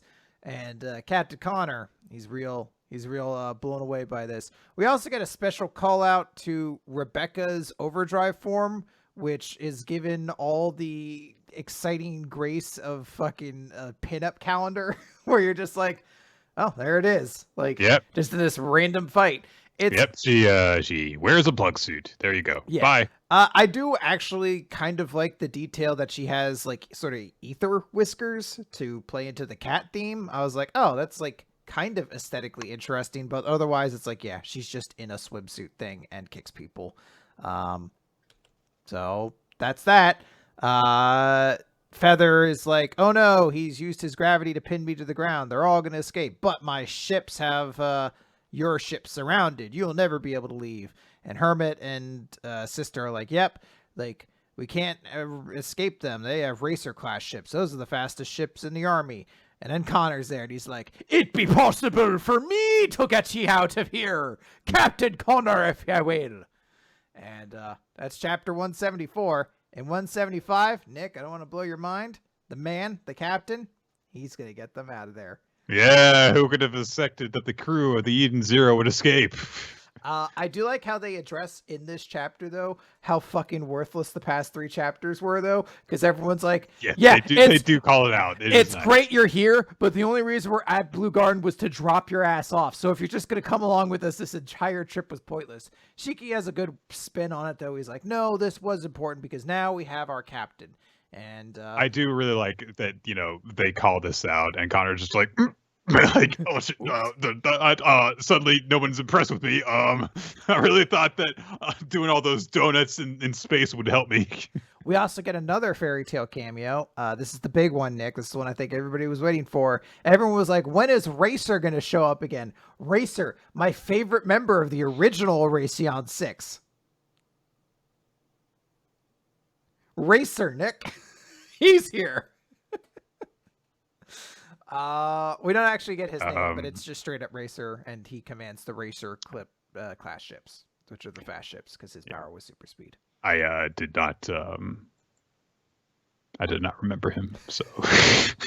Well, Hero did, and included him in this series as well. For the big cameo, that is that, I suppose. They escape. The captain shifts all the numbers around. He puts all of them into the big thing and goes super fast. At one point, Feather follows into like a asteroid field, and he's like, "Oi, fire!" And Shiki's like, "No, don't shoot." And he's like, "Nay, lad, I mean the asteroids." And you're like, probably a better way to say it than at that point. But all right, yeah, they fly into the asteroids, they shoot it, they escape into the Cade Cosmos again. And Feather's like, "Drat, they've escaped. I guess it's your turn now, little Feather." I guess it's Holy, rather, who says that. Because she's in the bath. That's how we're going to be introduced to this female character. She's taking a big sudsy bath with her feet right up at the camera. And you see, it's very important that we see her in the bath this time because she's holy. And so the bath, of course, is associated with, cleansing oneself. Mm-hmm. Yes, indeed, and cleansing oneself of one's sins. So that is how she remains holy. It's all a uniting theme. And it just shows the genius of Hero to put this voluptuous character in the bath. It's all for the purpose of symbolism, you see. Yes. The reason her feet are in the camera is because Hero likes feet and they make him horny. But symbolically, everything else. Symbolically, Nick, I would like her to shove those toes down my throat. So that's the symbolism of that scene. Yeah, I don't mind the 2 chapters. It kind of works for what they're going for, but there are some silly points. But come on, it's Eden Zero. I'm not expecting this is like top tier Eden Zero as far as I'm concerned. Yeah. The second, honestly, it was really nice to see like a space chase scene like this. It was cool, and I did appreciate. It's like, hey, we're putting Connor in this crew as presumably this time an actual like permanent supporting character. So let's big him up for a little bit. He does look really cool, and I do like 1 or 2 of the details that are in the sequence, like the fact that in order to get them to go as fast as they're going, he's just like turn all the safeties off, and so everyone's like flying around the cockpit because of the momentum of the ship going so fast, and Shiki's just using his gravity ability to just hold himself in the middle of the cockpit without any problems. It's like that's a cool little detail. So yeah, it was actually quite nice overall. Yeah, it's good stuff. All right, Nick. All right, let's talk about Doron Dororon. Yeah, Doron. We have fun here. We have to, because the series is not fun. Chapter 6, Blackout. Ginchio is going to go and talk to a person. So she's a scientist lady, Nick. You could tell because she has a white lab coat. That's the only She's either a doctor or a scientist, or I guess any kind of like scientific professional field. And she is fiercely jealous of anyone who gets close to Ginchio. That is her character. Okay. And also she provides expository information about Ginchio in order to make her seem important in a very unnatural way, but whatever. Are we going to talk about the best scene in the entire chapter, which is she explains the Izanagi Force Samurai hierarchy? We'll get there. Okay, we'll get there. Meanwhile, Dora and Kusanagi have gotten some money from Ginchio, so they're like, yeah, let's go have some dorayaki to celebrate. Yeah. By the way, My mom loved dorayaki. My dead mom, she loved dorayaki. I'm thinking about my mom. Oh, hey, some kids that we saved before. Cool. One of the kids is like, I drew you a drawing. Thank you for saving me. And Dora's like, that's cool. And Kusanagi, who is posing as headphones so that he's in disguise, starts crying and soaking his shirt. And Dora's like, stop crying. And Kusanagi's like, I can't help it. I have only two emotions, angry at Mononoke and crying. So he's crying right now. So that happens. And then they hear that Mononoke is going to abduct someone. So Dora gives the kids the food, and he's like, "Here, you take this." And so he rushes off with Kusanagi. They're gonna go and stop that Mononoke. Then we go back to Ginchio and her scientist friend, and they've got a big old spike thing. The object that you collected, thought to be a piece of a Mononoke's body. And they think this is weird because it's like, I thought that Mononoke burn up when they're killed and stuff, when they're mortally wounded. And scientist lady is like, I was able to identify the source. And she leans forward expectantly until Ginchio gives her head pats. Yeah. Okay. I just want to note, sorry, where were we? I zoned out of this chapter. Page 11. Okay. So, go ahead. So scientist lady is like, this is no time to lose yourself in bliss. As a samurai, you're the strongest fighter of the 51st branch, Miss Ginchio. And there's a pyramid diagram in the background that says Izanagi Force Samurai Hierarchy. There's a lot of weak samurai cadets, and then very few really strong samurai elite, which is what Ginchio is. And Ginchio is she a samurai elite, or is she just a samurai? I don't know. Because they specifically note there's a top of the pyramid that's called Samurai Elite, and then there's a part in the middle that says Samurai. And Scientist Lady's like, as a samurai, you're the strongest fighter of the 51st branch. So is she just the strongest samurai, or is she a samurai elite? See, this is why a lot of video games will do this thing where they won't just say like blank position. They'll like give a title to it. It's like to just make it a little bit, less fancy, clunky. Mm-hmm. Although it does also make it confusing in its own entirely different way. But whatever, just use numbers. So what I love is this moment of her being told you're the strongest fighter of the 51st branch with the big infographic. And then Jinchi is like, precisely. And there's a little box next to her that says, ha ha. And there's no expression to her. There's nothing. I don't know if it's specifically because she just says ha ha there, but it was the moment where I was like, Jinchio would be 100% more improved if the role she took in Sori was the equivalent to the role Ken Saban has in Harvey Birdman, Attorney at Law, where she's just this random annoying pixie that kind of flirts the way through the series, not really following the narrative plot thread of everything. Like she just shows up to a scene like fucking Kusanagi or whatever his name is being attacked, and she just shows up. She's like, cookies on Dow's, ha ha, and then gets slapped by a monster off screen or something like that. And I was like, I honestly feel like it'd be an improvement. I feel like I'd get the idea of what she is in this series a little bit more. God. So the scientist lady says, the source is a Mononoke. Then the past year claimed the lives of 7 samurai, 12 cadets, and 46 civilians. We'd be in big trouble if it showed up now. And Ginchio gasps and goes, you mean, da da da.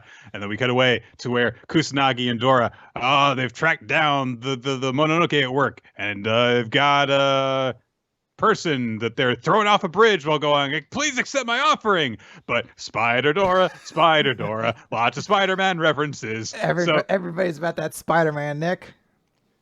Dora, using Kusanagi as a web line, swings in and saves her. And the mouse Mononoke is like, what have you done? And the Mononoke that wreaked all the mayhem is the nefarious Hanya Gyuki. And oh shit, this big old head suddenly comes up out of the water or the bridge that they're on and crashes up through it. And it's got an ugly mug and big old horns and hair and stuff. And Dora's like, what the heck? And he has a moment of recognition.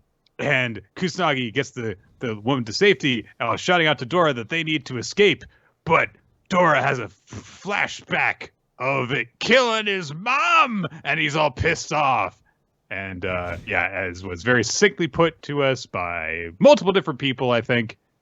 So we're doing the Grand Fisher arc now. Okay. Nick, finally, Dora has encountered the whatever Ayakashi. What the fuck are they called in this series? Mononoke. The Mononoke that's killed his mom. Finally. Yep. After he killed 2 others. It's finally time for that grudge match. Yeah, so I don't know how to feel about this series. Like, it's just there physically. Like, I really don't have much more of a thought process as I read it. I'm like, it's not necessarily doing anything bad outside of, I just don't fucking get what Genshiyo is supposed to be in this story at this point. And, you know, I guess I read it. That's it. It is content to be consumed. I guess it is good to have a baseline so you can know, like, you know, when a series is doing good, is because it makes you feel something. So it's yes. Yeah, I'm very much with you right there. It's like just there. Physically there. You know it's also still here for a little bit longer, Nick. A bit longer. Have you come around to the inevitable side yet? It's not time for that yet. It's Magu-chan comes first alphabetically. That's what I mean. Have you come around to the idea that Magu-chan is ending, Nick? Well, there is a character in here that says it's going to go on forever, so we'll see.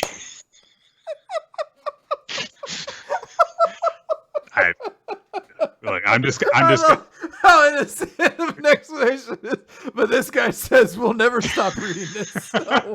No, obviously we're going to experience this day for the next 20 years. Like, it's just going to be nothing else. Honestly, I'm not even really thinking about it at this point. Okay. If it happens, then it happens. I think that it'd be an okay time to, you know, draw the series to a close, or it could keep on going. So, all right. Chapter 74 of Magu-chan God of Destruction. Yupisusu, the Eternal.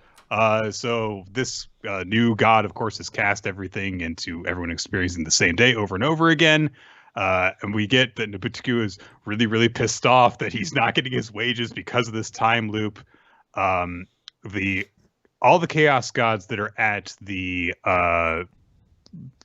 Paranormal Research Club place are all sharing their experience of experiencing the same day over and over again. So we get confirmation that Gula and Zonzage do have recollections of this. And Zonzage is just getting pranked with the Jack in the Box thing by Yuika every single day now. That felt really sad to me. I got really sad. I was like, this poor motherfucker whose entire life is just pure unbridled anxiety just gets scared by his fucking partner all day. Yeah. I was like, this is a hell. Nobutoku gets the idea that he can, you know, use this to win a bunch of money at gambling, so he runs off with Ren's wallet. Oh, Nobutoku, you scamp. Ren is not Ren, but Ruru is confused by what everyone's doing. Magu says, "Even if I were to explain it to you, you would not understand. It is a matter for superior beings." All right, don't God-splain to her. Jeez. So, but he does eventually just come right out to her because she says, like, hey, you know, if you have problems, you can talk to them about me, and talk to me about them rather. And so Magu decides to trust in her and be like, at the end of tonight, it will become this morning again. We are experiencing the same day for the 6th time in a row. Lowly humans cannot even begin to fathom the powers of odds of chaos. They are manifested into the mortal planes from a high dimension of space. And Rue gets really pissed off about this because she's like, "Oh man, tomorrow's lunch is curry. I'll never get to have it now." And Magu is struck by the fact that she believes him so immediately. So in order to do something, they need to go get some natto, so they keep on doing the same thing that they did yesterday. But after that, they run into Uneris, who is accompanied by Ninitsi. There, that's it. And so they need to, you know, go and plan. So Uneris and Magu head off to their treehouse club fort place that we've only seen once or twice since they built it. And in Itzy, someone's like a bunch of, I don't know, himself, and just pulls in all the other Chaos Gods so that they can, work out what they're going to do. But that's not going to be enough. So Uneris is like, we need someone who will take care of this. So she gets Lord Muskar and frees him from his sealed form. So he's in his humanish, childlike form again with working earring things. And because he has experienced the same day over and over, he's like, my adjustment of fate is at maximum. So I'm going to pull a Fuko. Meteorite. Blam! But that didn't really work. He catches the meteor and is just like, don't you wish for eternity? And Magu says, hey, why are you doing this shit? Stop that. And Yippee says, I wish to know what humans desire. And we cut back to Rura at that point, who is thinking about Magu and also her plans for tomorrow and stuff. And she realizes, oh, I've had this feeling before, when she thinks about when her mom was asking her what she wanted to do with her life, and also when her dad died. And she says, right, my dream for the future is... And that's where the end of the chapter comes. So it is a second part of a saga chapter. Stuff progresses, but all the interesting stuff hasn't happened yet. So, yep. There's a little bit nice moments here and there, but it's very much just kind of there in terms of how Magu chapters tend to go. Exactly. All right, Nick. So, before we get into this... Last time on Dragon Ball Z. Before we get into this, this is the first time we're going to be talking since Chapter 3 about PPPPPP, which you decreed as your Money in the Bank win. So, to keep with the wrestling theme surrounding the series, I was struck by an idea. Of course, I have a wrestler in mind. Okay. I'm going to describe them. Rob Conway. No. Okay. In 6 words that begin with P. All right. Proud Papa, Percy Pringles, Pyro, Protege. Proud Papa. Percy Pringles, Pyro, Protege. Do you want to see how it's written out? Trying to think. Proud Papa feels like that should be the biggest clue. I'm blanking. Here's how it's all written out. Just in case you want to look at it. Percy Pringles, Pyro Protege. This is a wrestler I would know. This isn't like some New Japan guy. You would absolutely know who this is. All right. I'm just going to start listing people. Kurt Angle. No. Funakai. Arcade. I like this. I went from one of the most famous wrestlers of all time to like a The answer. It's like when I do Wordle and my first word is train and I only get like one letter off it. So my next word's like fucking proxy. Like, oh my God, I get X and Y in there. Like 2 days ago, you would have gotten it on your second try. So. The answer is Kane. Oh, okay. How is he a proud papa? He's not the proud papa. Percy Pringles is the proud papa. Oh, is that Paul Bearer was also known as Percy Pringles. Oh, so is this the gimmick for every week of PPP? You're going to come up with a wrestler I'm going to have to guess based off of just a P alliteration? Yes. Okay. All right. I'm all for it. Did you do this because you didn't find PPPPP to be that enjoyable? I don't know. I think I was just trying to play around with intros that I could do. And this was one that I landed on. And then I started thinking of some other wrestlers that I could do. And I was like, I can keep doing this. So you're like, and I'm only going to have to do it for like, what, 4 more weeks? That too. So hopefully I'm not going to try and get you to guess Funaki eventually. Oh, man, that'd be really funny, though. If every week I name a huge wrestler and then go right to Funaki, I'm like, it's going to be him 1 week. All right, go ahead. So I think we'll have you actually cover this one because, I mean, I got generally what's going on, but I haven't caught up with the series. Oh God, so. You should have done this. Because this is a series I forgot to read this week. Oh well, okay. So I'll go through it, and you just cover for all my gaps in knowledge. Yeah. So it's chapter 16. Me. or Yeah. me, like Yeah. do re mi, I guess. All the kids, if you follow, the first syllable of their name spell out do re mi fa so whatever, or whatever 7 beats into it would be. Oh, Lucky. Yeah. Okay. So, apparently she's playing the piano for Lucky, I guess. Yeah. Well, last time she wanted to. She found him in like the convenience store he was working at or whatever, and she's like, "I'm going to play 2 versions of a song. You tell me which one is better." And I guess Lucky can see visions when other people play songs now. Everyone can see music every time someone plays songs now. It's because they all kind of like that was the whole thing with oh god, I should have opened up my list of names for this series. Reijiro, I think was his name, the young other sibling we met. His whole thing was like sunsets. And then you found out it wasn't actually even sunsets. Sometimes there's gigantic titans actually made into the sky that you see. It's how we express music. All right. It makes monsters. So in this case, there is a rendition of Für Elise that she's playing, but the image that comes to mind is a bunch of magical girls, although some of them don't really look like magical girls because one's wearing like a toga and one's wearing like a onesie. Whatever. Yeah, like all magical girls do. You gotta have a variety of them. You have to have like, and they're you have to have like cowboy magical girl, professional wrestler magical girl, New York gangster magical girl, firefighter magical girl, dog person magical girl, just dog magical girl. That's a different one there. Beast magical girl, warrior magical girl, beast warrior magical girl. Winged Beast magical girl. Oh fuck!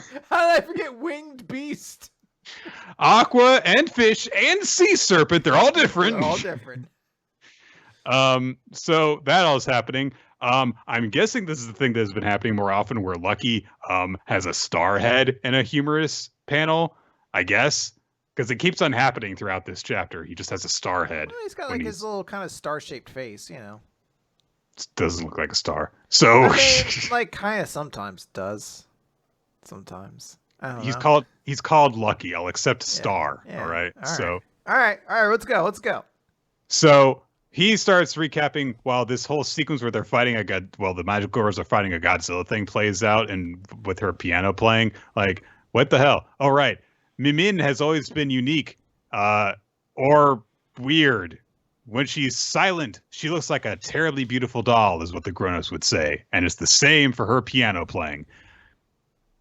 All right. But when she plays with her unique interpretation, the fantasy she invokes is always different from what you'd expect. So she plays this out, and she's like, oh, what did you think of the first version? Okay. Here's the second version. And as she plays, a bunch of leaves with piano keys on appear. And just like real music, Nick. Just like you'd expect it to. And as if it's the most natural thing in the world, Lucky says, trees with piano keys for leaves appeared. You can see the music among the branches. No, you can see the piano keys among the branches. It's like playing hide and seek with the music. I can't stop listening. And also, amongst this forest of piano key leaved trees is Beethoven, the actual Beethoven, who just goes... I really picked a weird chapter to not read until this moment. Who just goes, Elise, Elise, Elise, I stretch out my hand, but it won't reach you, Elise, Elise, Elise. And Lucky, watching this, goes, that's Beethoven, right? Yes! He's saying it too. I know it's to himself, but I wish he had said it out loud, like, to one of the trees, like, is that Beethoven? Nudging it. Hey, wake up. Wake up. One of the trees just goes, why are you asking me? I'm a tree. Also, I'm not real. And then it plays a little song with its leaves. So Lucky goes, has this piece always had someone calling for Elise this much? I'm not sure. I mean, Beethoven did write for Elise for an Elise. That's why it's called For Elise. So I think it was like a friend's daughter or something like that. So, but a bow-in-haired person whispers in his ear, "You don't know music analysis." Okay, maybe that happened earlier. I don't know. I think that might have been the girl from last chapter. Sometimes characters, like, this is the thing you're going to pick up on at PPPPP. Sometimes characters just show up like they've always been there, and you're like, oh, I'm going to keep pace with this. I'm the asshole. Let's see. So, and that happens, and then Lucky is like, I have to know what the piece is saying. I need to have a better understanding of this piece. I still have so much to learn. And then the vision goes away, and Mimin has gathered a huge crowd of people who are like, "Oh wow, what a wonderful playing!" And she's disappointed to see that it's really con with a bunch of people. So she turns to Lucky and she's like, "Which one did you like, Mr. Doppelganger?" I'm sure that it makes sense in context. She's I don't know, she's just weird, and she's like, you look a lot like Lucky, but she for some reason just keeps thinking he's a doppelganger. Okay. So Lucky's like, I like the second one. She's like, yeah. Lots of people are like you. People who blindly follow whatever is considered good. Jesus. So like, there are a lot first of people all, like you, basic bitches who don't know nothing. First of all, he was liking it well before the crowd gathered. It's very easy to know this. That's it. He's like, excuse me, I enjoyed the leaf pianos before everyone else showed up. I bet they didn't even see leaf pianos. When it was just me and Beethoven. And that tree who wouldn't talk back to me. That asshole. She's like, what? The hell are you talking about? So she goes on to say, people who enter competitions and win, who then become pros and who eventually become judges, who say, you can't do this, you can't do that, you can't do that either. Well, I feel so restricted, and there aren't many like me. I live freely. Why do they give me bad reviews? In fact, why should I have to be reviewed? What's with this system? It's a system that doesn't care about the pianist. That's why I want Papa to expel anyone who loses to me. I hate people who dictate what is and isn't good. That's why I'm going to dictate what is and isn't good. And then I'll run all of the cuisine in Japan and determine what is haute cuisine and determine what the masses eat. I mean, what music they listen to. Exactly. This series also has an evil dad in it. It does. So, it's a weird thing, but I guess it does make sense where she's like, look, I just want to fucking be able to play what I want to play. So as a result of that, I have also completely drunk my dad's Kool-Aid in terms of what I have to play so that I will win, so that I can decide what I want to play. It's, it's good, flawed villain logic. So, and there's a competition coming up, and Lucky says, or starts to say to her, man, that's a really selfish way of thinking. And she's like, I won't stop. I'll do anything for my freedom. And Lucky says, well, then I'll enter the All Japan Student Music Competition to stop you. And Min says, what did you say? Like, who do you think you are? I like her. She's amusing to me. She's actually kind of memorable. Yeah, she's this weird character. And I do like how we're kind of slowly escalating the antagonist. Because, like, Reijiro, we're like, oh, you find out he's not that bad of a guy. He's actually had a pretty rough life. With this character, like, okay, she doesn't like her dad, but she realizes she has to kind of go along with what he says so that she can ultimately earn her freedom for them. And it's, I don't know, it's a very interesting dynamic. I like her. She's entertaining. She's the one who bit the dad's hand before, where she said something and he went to smack her and she just went, ow, and just bit his hand. And it's the greatest moment this series has ever had. I will also say, I like her hair. I like how absurdly chaotic it is and how it's like always getting in her face and stuff.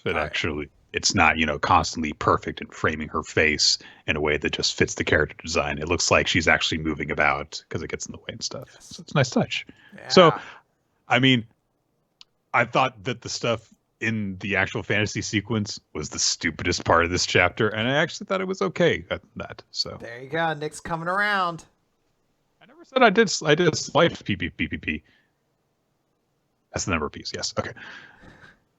Dr. Stone! Time to get stoned! Sorry. Z equals 225. Docking! They have successfully docked with one part of the ship, but then immediately after that, they start to experience trouble because they can't hear people over the radio. Oh no! And the next part of the ship is coming in, and they can't coordinate with the ground team. And if they can't coordinate with the ground team because of some sort of electrical malfunction, that means that something is going to go wrong with this very, very delicate procedure. And so the third part is coming in, and Seiku's like, "Ah, shit! Half of our imaging is gone. We can't see it coming in." So Kaka says, "Stanley, can you get it done with your skills alone?" And Stanley just assumes the controls and just like, yeah, clicks it in perfectly. Yep, nice. But at that moment, they found the source of the problem, or Senku has. There is a single hair follicle that has gotten stuck into one of the circuit boards, and that hair follicle got petrified. So it's just this big old strand of rock that is messing with some of the circuitry. And Kaka's like, well, how did that get there? Fucking yo, come on, yo. You're always being an idiot, getting your hair in places. What are you even doing there with no hairnet on? Fucking yo.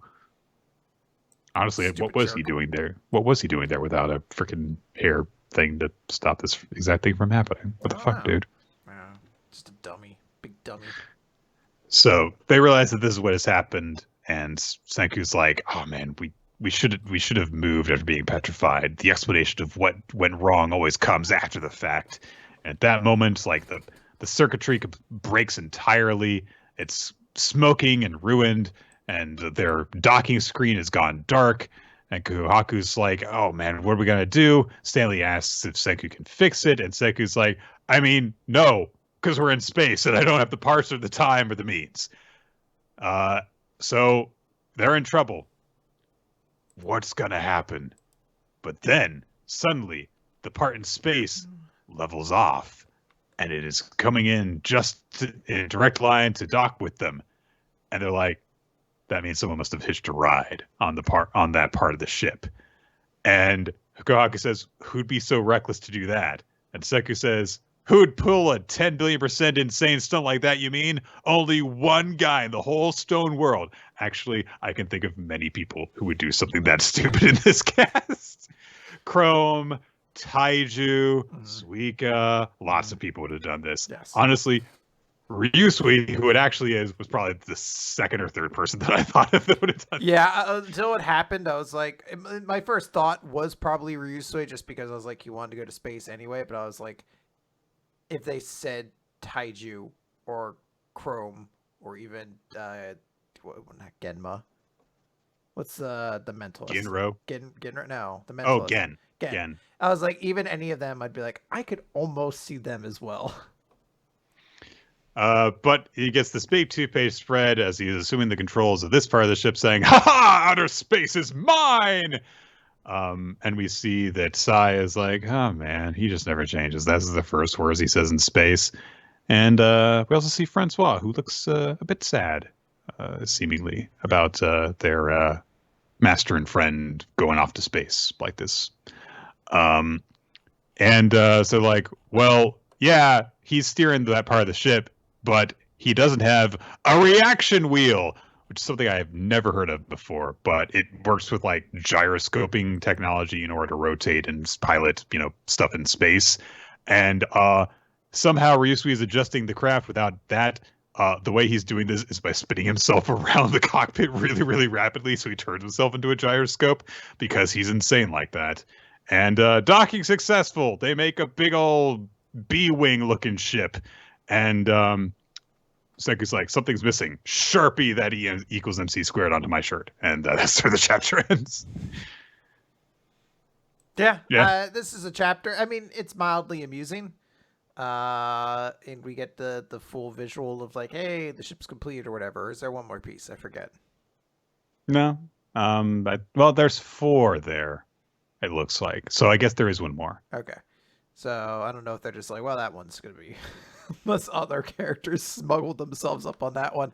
I guess We don't see a ton of people on the ground. I guess the only person we know didn't also hitch a ride is fucking Zenmo or whatever, Zeno. Zeno, and we also see Taiju shotting through it, and Chrome is next to Zeno. Oh, and Sai and Francois. Actually, we see Yeah. a lot of characters, so never mind. I guess it can't be anybody. Well, there is a large cast to this series, so there are potentially still a lot of people that it could I be. just want So the next 6 chapters to be other characters who snuck up into space as well. So it really defeats the purpose of make 4 chapters straight. Like, who's gonna get to go? You're like, hey, the gang's all here. Like 12 of us showed up.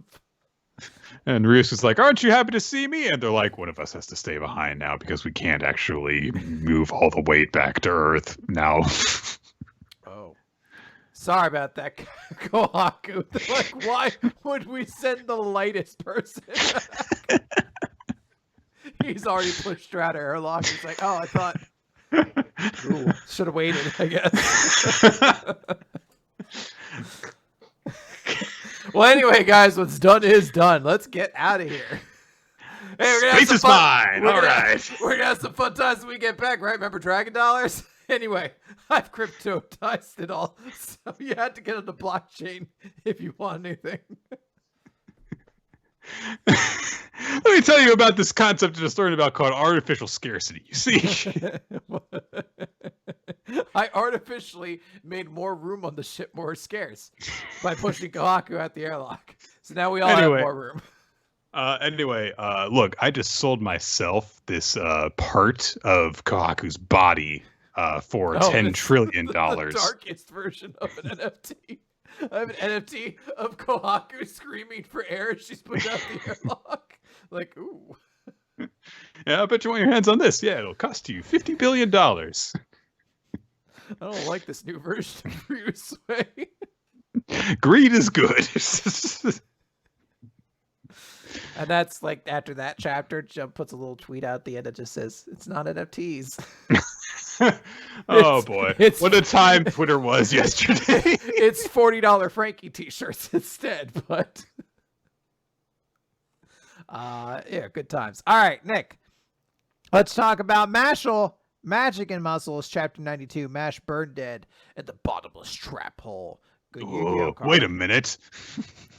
So, Mash beat Rose Quartz. He's done for. And Rose Quartz gives this little sad speech to himself. I'm sorry, I couldn't win. Your kindness wasted on me, and I'm a weakling and a cheat. Your little brother is a total failure. There's no point in living if I can't reach the top. And Mash says, if you keep tricking people and using them, you're going to end up alone, you know.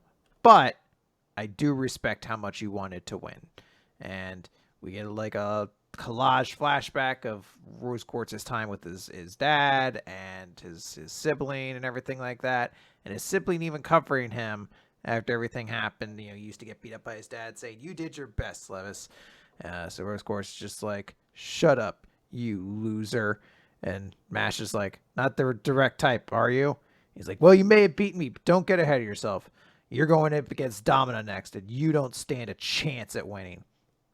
And they're like, yeah, he even beat one of the visionaries. We messed him up so bad that there was no hope for him. And, you know, Domino, he was just a kid at the time. And he has the power of a little god behind him. The very reason magic is worshipped as divine. Strong as you are, you won't. Mash has already left. I mean, that's just how the scene ends. Rose Quartz has just been talking to nobody. Yep. Didn't even get him to get his dramatic speech in. Nope. Just gone. Already gone. We cut over. Innocent Zero is in his bad guy villain tank, getting stronger and recovering. And he just says, Domina should nearly have the wand of beginnings. Among my children, Domina's qualities make him the strongest magic user. How far can one inferior one lacking magic like Mash Bernadette do against him? Heh heh heh. And Mash is at, I guess this is still the mansion, but it's tough to tell because it's a giant bridge over a pit. And Mash just says, top bad guy spotted. And Domina's like, I've been waiting. This is all for naught unless I defeat you. And we get like a small collage of the opponents Mash has defeated to get here, like Lord Abel, Margaret, and Adore. I don't know why that's the first one we see, but I guess it's to show the full journey. It's when Mash and Finn first met. But Finn's like, I know you can win, Mash. And Mash goes running up this staircase, which I thought was actually a bridge, but actually I guess is a staircase without much depth to it. And boom, magic destroys the bridge. Oh no, Mash is going to fall into a bottomless pit. That pit, like an abyss, he'll never crud. What was that? Thud. And Mash has survived by slamming his feet into the wall and walking up it. And Finn just says, yikes. I mean, he would do that. I guess it's about as much, but still. And Mash ends the chapter by basically walking vertically up the wall and just stares at Domina and says, is that the best magic can do? And Domina just ends it by saying, keep talking. I'll shut you up soon enough. Yep. Yeah. It is a Mashle chapter. This is one of the chapters that I was least excited about, if only because I was like, it's not as amusing as the other ones, but I did still appreciate certain parts of it, I suppose. I liked Mash walking up the wall. Yeah. That's I really hope we actually get to see the other characters do their fights, because I kind of want to see more of like Margaret and Lord Abel and Abyss Razor. So I'm hoping they don't just get pushed off to the side here, but I feel like that might just be what ends up happening. So let's move on to the Elusive Samurai, Chapter 46, Hair, 1335. Tokiyuki has to pursue Yoritsugu as part of their game and catch him before he reaches that tree over there. But, of course, Yoritsugu is exploiting his position as god to get all of the different people in the shrine to try and stop Tokiyuki. And this chapter is basically just a big ol', yeah, Tokiyuki has come a long way and is insanely good at evading, but also has just learned a lot over, all these dangerous missions that he's been on. So he's like dancing from tree to tree, dodging around people's attacks, jumping over people's heads and stuff. And we see that as he's pursuing Yoritsugu, that he's getting really excited by this now. There's this very kind of terrifying image of him as he's chasing down Yoritsugu. And so Yoritsugu's like, okay, well, I'll go across this bridge and then and then I'll collapse the bridge behind me. He'll have to go around it. He can't chase me. And Toki just jumps across the gap and catches him and just says, the pillar's still far away. You sure you want to continue? And Yoritsugu's like, what the fuck? Come on. You suck. I hate you. And Tokiyuki says, yeah, well, I'm pursuing while fleeing right now. That's why I'm able to do this. And I don't have to hurt anyone this time, so I can enjoy myself to the fullest. But from now on, I've got to serve as a figurehead in deadly battles. And if you exile me, that role may fall on you. We're both young and must be leaders. But you don't need to hurt anyone yet. Yoritsugu's like, fuck you! And starts to run away straight off a cliff. He catches himself on some grass, which, of course, immediately starts tearing under his weight. So Tokiyuki has to catch him, but he's over the edge of the cliff already. So he's got to get something so that he can lower it down to him. And there's no rope or vines or anything in reach. So he lowers his own hair for Yoritsugu to grab onto. The hair that, of course, was considered sacred, as laid out in the previous chapter. And Yoritsugu is basically just like, come on, your hair is going to come out. Without your hair, you'll lose holiness and prestige in the eyes of your people. And Tokiyuki says, hey, you grow your hair for the same reason, and you're the only one who needs to be a sacred symbol. You're Su and I'm Hojo. My destiny is to fight. Also, my head looks really silly right now because you're breaking my neck while also ripping my hair up by the roots, and it really hurts. So Tokiyuki manages to climb up, pull himself up to safety, and he says, you could have won by letting me die. Tokiyuki's like, yeah, so I'm not a psychopath. Also, let's be friends. And he says as well, if you had died, Yorishige don't know would have been sad, and I think of him as a father, even though I don't have the blood connection that you do. Yoritsugu is, of course, upset, and he just comes out and says, like, ever since you came around, my grandfather's been treating me less kindly. He hasn't been spending as much time with me. I don't really care about the godhood stuff. I just don't want him to be taken away from me by someone. So Tokiyuki says, well, okay, leave it to me.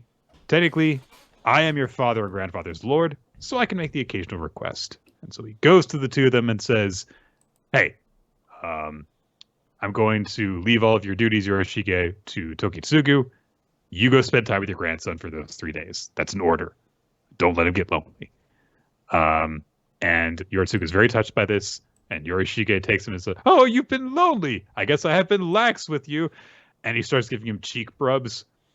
And then he goes into like cheek rub overdrive and just, and he's like a razor because he's, got like rough, man face skin. And yeah, rough man face skin. I gotcha. Well, look. I understand, Nick. Your face is very unpleasant to touch. Yeah, we've always known it. So Yoritsuga's like, maybe I didn't really want this. I'm going to spend 3 days with this person. And so Tokiyuki walks off. He runs into Kotaro, who says, "You look really pleased. What happened, my lord?" And Tokiyuki just has light shining out of him and says, "Kotaro, it feels good to do a good deed." And there's a little indicator next to him that says 0 malice. It's like he thinks he did a good. And Yoritsugu is still kind of upset with Tokiyuki. And that's our chapter. Yeah, so. It's actually a pretty good chapter. It is an amusing twist to be like, oh, this was just a young child who really misses his family and wants to spend time with them. And then at the end, kind of gets the, well, you get what you wish for, just deserts punishment of like, no, this is horrible, no. You're like, interesting. I didn't think we were going to get both of these things together. So it is amusing. But yeah, it's actually a pretty fun way to end this little story arc here. Yeah, and so it seems as though Yoritsugu and Tokiyuki might still have a little bit of tension between them, but we do establish like he's going to be a very important ally of Tokiyuki's in the future. So, all right, Nick, let's move over to Black Clover, page 319. Great Magic Knights versus King of Devils. So Lucifero now is squaring off against all of the members of the Magic Knights who are still around here, and we have all of them come and attack Lucifero, and Mario Leona says, "Oh, he won't burn." And Jack the Ripper says, "I can't cut this guy." My one weakness. After we established, by the way, his magic cuts anything, it can't cut this. So I guess it's a flaw in his big magic attack already. It's a continuation of the little kid fight, the syndrome that Black Clover occasionally has. Like, my sword can cut anything. Well, you can't cut me. Well, my sword can cut things that can't be cut. Well, it can't cut me. Yeah. Lucifero looks at all of them the same way I do, which is like, I fucking hate every single one of you, and I want you to go away. And just starts. Oh boy, what am I gonna do against the great hero Jack the Ripper? Just starts smacking him away, and I actually do enjoy it because Lucifero really does seem like he doesn't want to be here. Like, he's really like, how fucking long do I have to put up with these fucking idiots? Like, he really does not seem to like it. Everyone's trying to do their various attacks. I think it's Seke who's like, they're captains and even they can't touch them. What kind of power is that? There's no way we can beat this guy. Lucifer's like, the mere idea of lowly humans challenging me to battle disgusts me. You should be despairing and prostrating yourselves.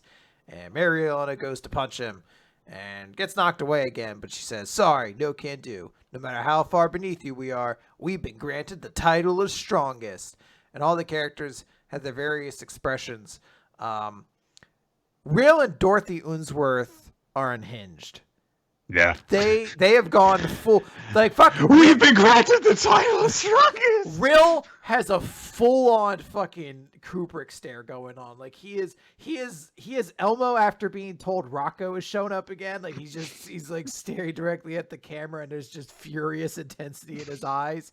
I just want to note that their expressions are horrified. I thought they were the villains when I first saw this panel. Yeah, it's also not the kind of line really that you can just have someone say while making any face. Like, it's a very like Determinator line kind of thing.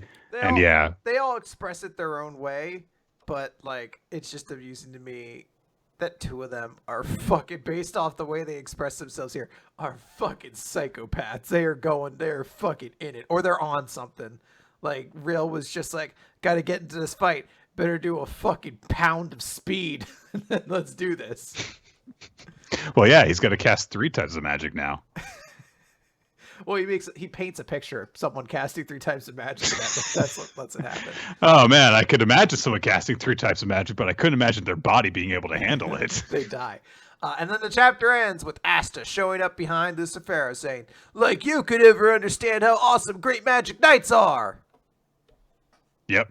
As I said, I really like Lucifero as just this dude who just does not give a shit about these people and is just like, get fucking out of here. But the actual other stuff, I like the captain stuff is just kind of meh, whatever. I'm really at this point just kind of like waiting for this part of the series to be over, like this very, very specific fight between Lucifero and everyone, because we've already been told like, yeah, there's other stuff past him, so we've got to get to that. In the meantime, it is nice to see some of the stuff that he does where he's just like, he's not actually casting spells. He's just, face palming Nozel in order to throw him away and stuff. Yeah, so, exactly. Yeah. All right. One Piece. Da, da, da, da, da, da, da. All our friends are here. Chapter 1037. Chapter 1037. Drunken Dragon Bagua. The celebration is still going on because people still don't understand that there is an island that's going to fall on them. Oh no. And we also see that they're going to be lighting lanterns and they're going to write wishes on them. And the first one we see is this kid that says, "I want to see mommy," which is just like, oh, she's dead, isn't she? And one of them was a woman writing, "I hope I can feed my children tomorrow," which is... It's dark. It's pretty like, oh, man. Oh, Billy. Luffy's fighting Kaido. I want it to like cut over drunk. And it's me, and I'm just like, I'd want Speed Racer on Blu-ray. I want Dogma to get a reprint on Blu-ray, please. And I look over and I see the one about like, I hope I can feed my family. I'm like, oh, and peace on earth, or something like that. Kaido's getting drunk while he's getting ready to fight Luffy, and Luffy's like, "Why are you doing that?" Kaido says, "'Cause I'm having fun. You want one too?" Luffy doesn't drink. He's responsible. So I like how Luffy's like annoyed. He's like, "What are you doing? You're drunk." And it's like, Luffy, every one of your fucking fights, you do dumb shit throughout the whole fucking thing. Yeah. You've tried to eat like 3 of your opponents throughout this series. So interesting trivia. Who are you to get angry here?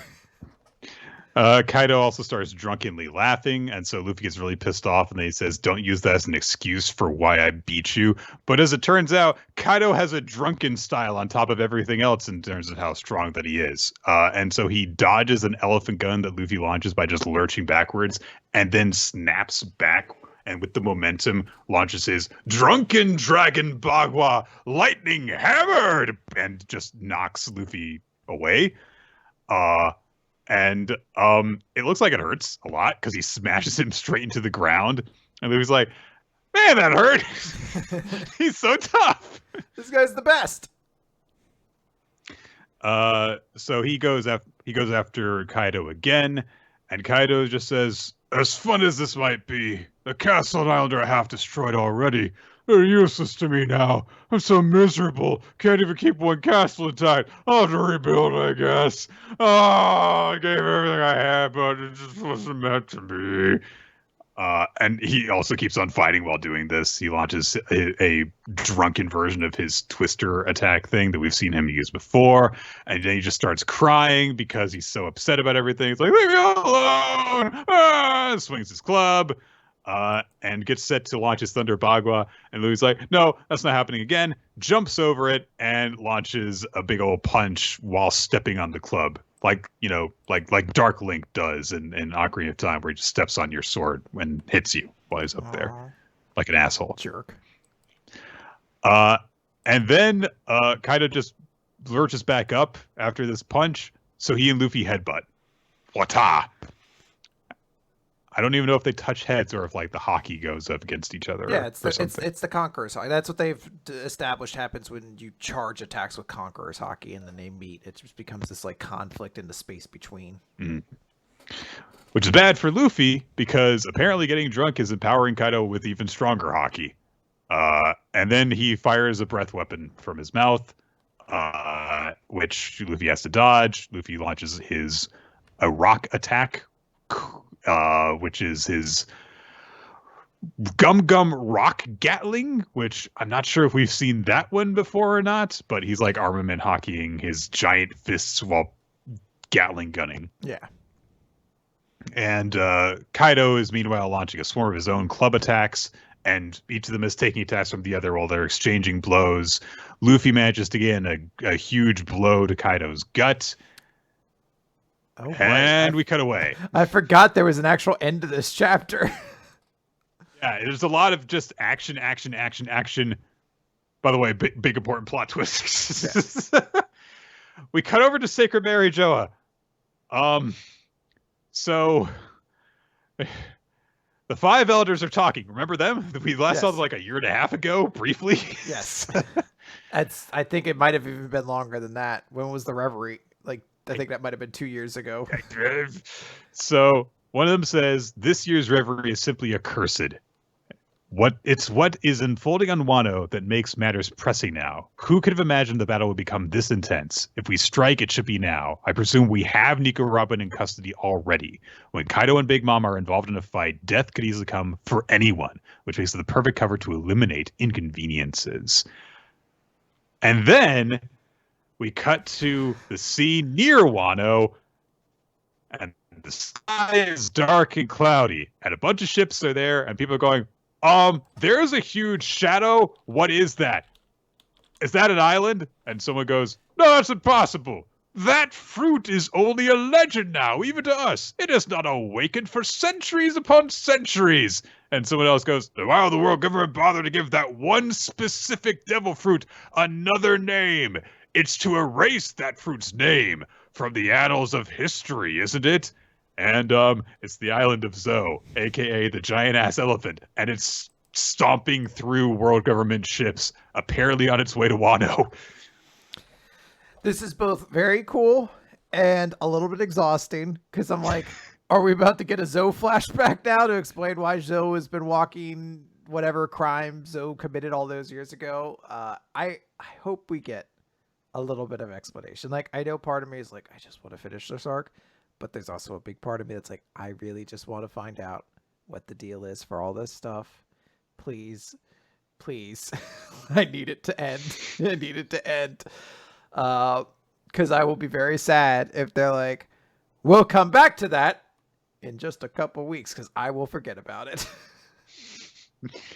Oh, boy.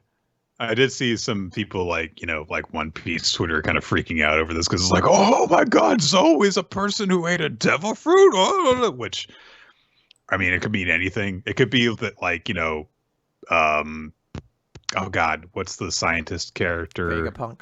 Yeah, like they used their, making items eat devil fruits thing to make an island eat a devil fruit or something like that. It could be something like that, except I think, know that Zo has been walking for like 1,000 years or something like that. Oh, well, never mind then. So. I feel like that's the thing, that Zo has been walking for a very, very long time. Zo probably itself dates back to the Void Century and things of that nature. But that also presumes some people are saying that it's talking about Zo when referring to that devil fruit. Because we also had Who's Who talk about how the Gum Gum fruit was maybe kind of special. And I don't even know. I'm trying to think. I don't even know if we 100% know. Like, I think we know what Kaido's fruit is, but we don't know all the details surrounding it. So it's like, I don't know. A lot of people are speculating about a ton of shit right now. Yeah. And it's one of those things of like, I don't know. We'll find out eventually, guys, I guess. I hope. My favorite thing about it was someone posted a joke tweet that said, "But guys, look, the evidence is right there," and it was just a picture of Zo next to a picture of Kuina with like different parts of their body circled as if they somehow look similar. Like, that's what happened to Kuina, guys. She's not dead. Yeah, she's still kicking. Yeah, it's a good chapter. I do like the fight quite a lot, actually. But it is one of those things of like, God, I hope we actually get this followed up on instead of like another dangling plot thread for me to keep track of in this arc with like 7 currently ongoing storylines. Big old tease that is Oda. All right. That's it for this week. What were our favorites, though? Favorite series and MVP? Favorite's an interesting one. There were a couple chapters I really liked this week. I'm trying to go back through all of them in my head right now. And I guess it's going to have to be Doron Dororon. No. I'm going to give it to... I guess it's got to be Undead Unluck, right? Like, it was the one chapter this week that made you go like, what the fuck? Yeah. I guess I'll echo that sentiment. I do also want to say that, like, Elusive Samurai, like we said, was good. Black Clover was, like, it was just kind of straightforward in terms of like, hey, there's a fight, and it was a pretty cool looking fight. One Piece also had a pretty cool looking fight going on. And I did enjoy actually reading PPPPPP. So there you go. For MVP, man, there's so many I kind of want to give it to. Because a part of my mind, I'm like, Kaido was cool. I want to give it to like Mamin from PPP. I thought she was like had a really good introduction. Lucifero, really, really good. But Bond was such a good ass dog, man. He's like, look at him with his fucking wet face. And he's just like, Worf. Like his bark's all weird when he gets wet. He's like, Worf. He's so fucking cute, and he saved a little dog. I fucking love him. Look at that little loser. I love him. Bond MVP, maybe forever. I'm gonna give mine to Kikoru because I've dug her being the emotional core of this chapter, and it was kind of the thing that needed to happen. So, all right, there we go. That's it. That's the two of them. Oh, right, the audience. Sorry. That sounds like it was a bit. I actually did just forget I had to give the audience one. Undead Unluck and Bond, by the way, was theirs. Undead Unluck for chapter of the week and Fair Bond enough. For character. All right, I prevented the sweep. Okay. Yeah, there you go, Nick. Just because you like Kikoru so much. Yeah, no one else associated with the podcast likes Kikoru in any way, shape, or form. Yeah, that's the ticket. Yeah. So that is going to do it for the show, guys. We want to thank you all for joining us. You can tune in to Weekly Manga Recap here on twitch.tv/RoloT. We start streaming and recording the show right around 7:30 Eastern time. Although sometimes we need to change things up. Stay tuned. Keep track of that by following us on social media at WMR Podcast, at RoloT, at Nick F Time, our accounts on Twitter. You can also check out our recorded episodes on weeklymangarecap.podbean.com, on iTunes, on Spotify, generally wherever podcasts can be listened to. You can listen to them there. You can also check out the video versions on youtube.com/weeklymangarecap. And if you do that, you'll get a look at a couple of different things from some wonderful people who help us make the show what it is. Milo Jack Stillitz and Winston Dale Chater created an opening sequence for us that's really nice. There are, of course, the occasional thumbnails that are done by Steve Mann, whose artwork you can check out wherever boobs are allowed to be drawn on the internet, including his own Twitter account, Steve Mann Art. And also he has his own Patreon. We have a Patreon, patreon.com/weeklymangarecap. If you go and subscribe to that, you get some fun bonus stuff, bonus episodes that we record, the monthly other recap that Chris does, that I guess now no longer features PPPPPP.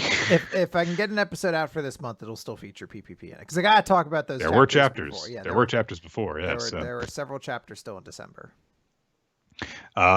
But all the other stuff that isn't covered in it, you can listen to there. And maybe you can use that to help catch up on Blue Box for when we eventually add that to the recap. Yes. And if you missed all of this, you're like, why is PPP in there? Were they talking about Blue Box? And make sure you check out last week's episode where I cashed in the money in the Vito and the Brain contract and added a series into the recap.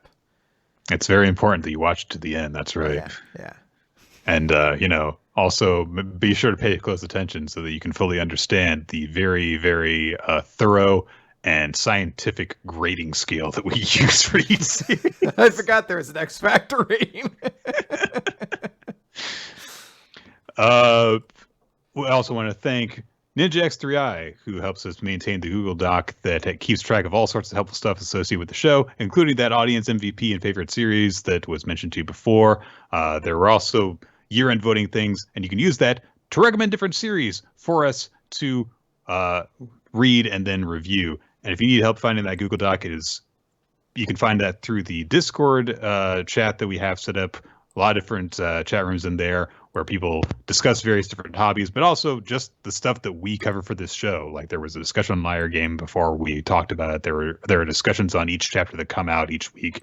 And there's also just other stuff like bi-weekly game nights and stuff. But speaking of recommendations, so we're going to be taking it a little bit easy now that we've gotten through the very, very long read that is Liar Game. And instead, we're just going to read just something that kind of stood out to me because it had a few different people recommending that we read it. It seems like it'll be a pretty light series because it's quote unquote 60 chapters that are 5 volumes. So it seems like the chapters are be a little bit short. And I've been told that it is similar to Komi-san, Nagatoro, and Tomo-chan. It's called Hitomi-chan is Shy with Strangers. So we'll see if it holds up to being compared to those 3. So. All right. I'm excited for it, Nick. We're ready. This year's kicking off in a new attitude. We're gonna get everything done this year. We're gonna read more weird series. I'm gonna press Kirito to find a new awful yaoi baseball series for us to read. We're gonna get them all in there. Yeah, now that we've done one, we got to do more. What month did we even do that? Can we make a theme month out of Kirito Prime recommends a shitty yaoi that we for some reason really admired for a while? Oh no, I like good yaoi. Really? Yeah. Tell us. Tell us. I don't want those. I want your fucking garbage. I want that shit you read when you were 22 and aggressively horny for anything you could find, and now you work back at it with regret. I want that series. Goodbye, everyone. Goodbye, everybody.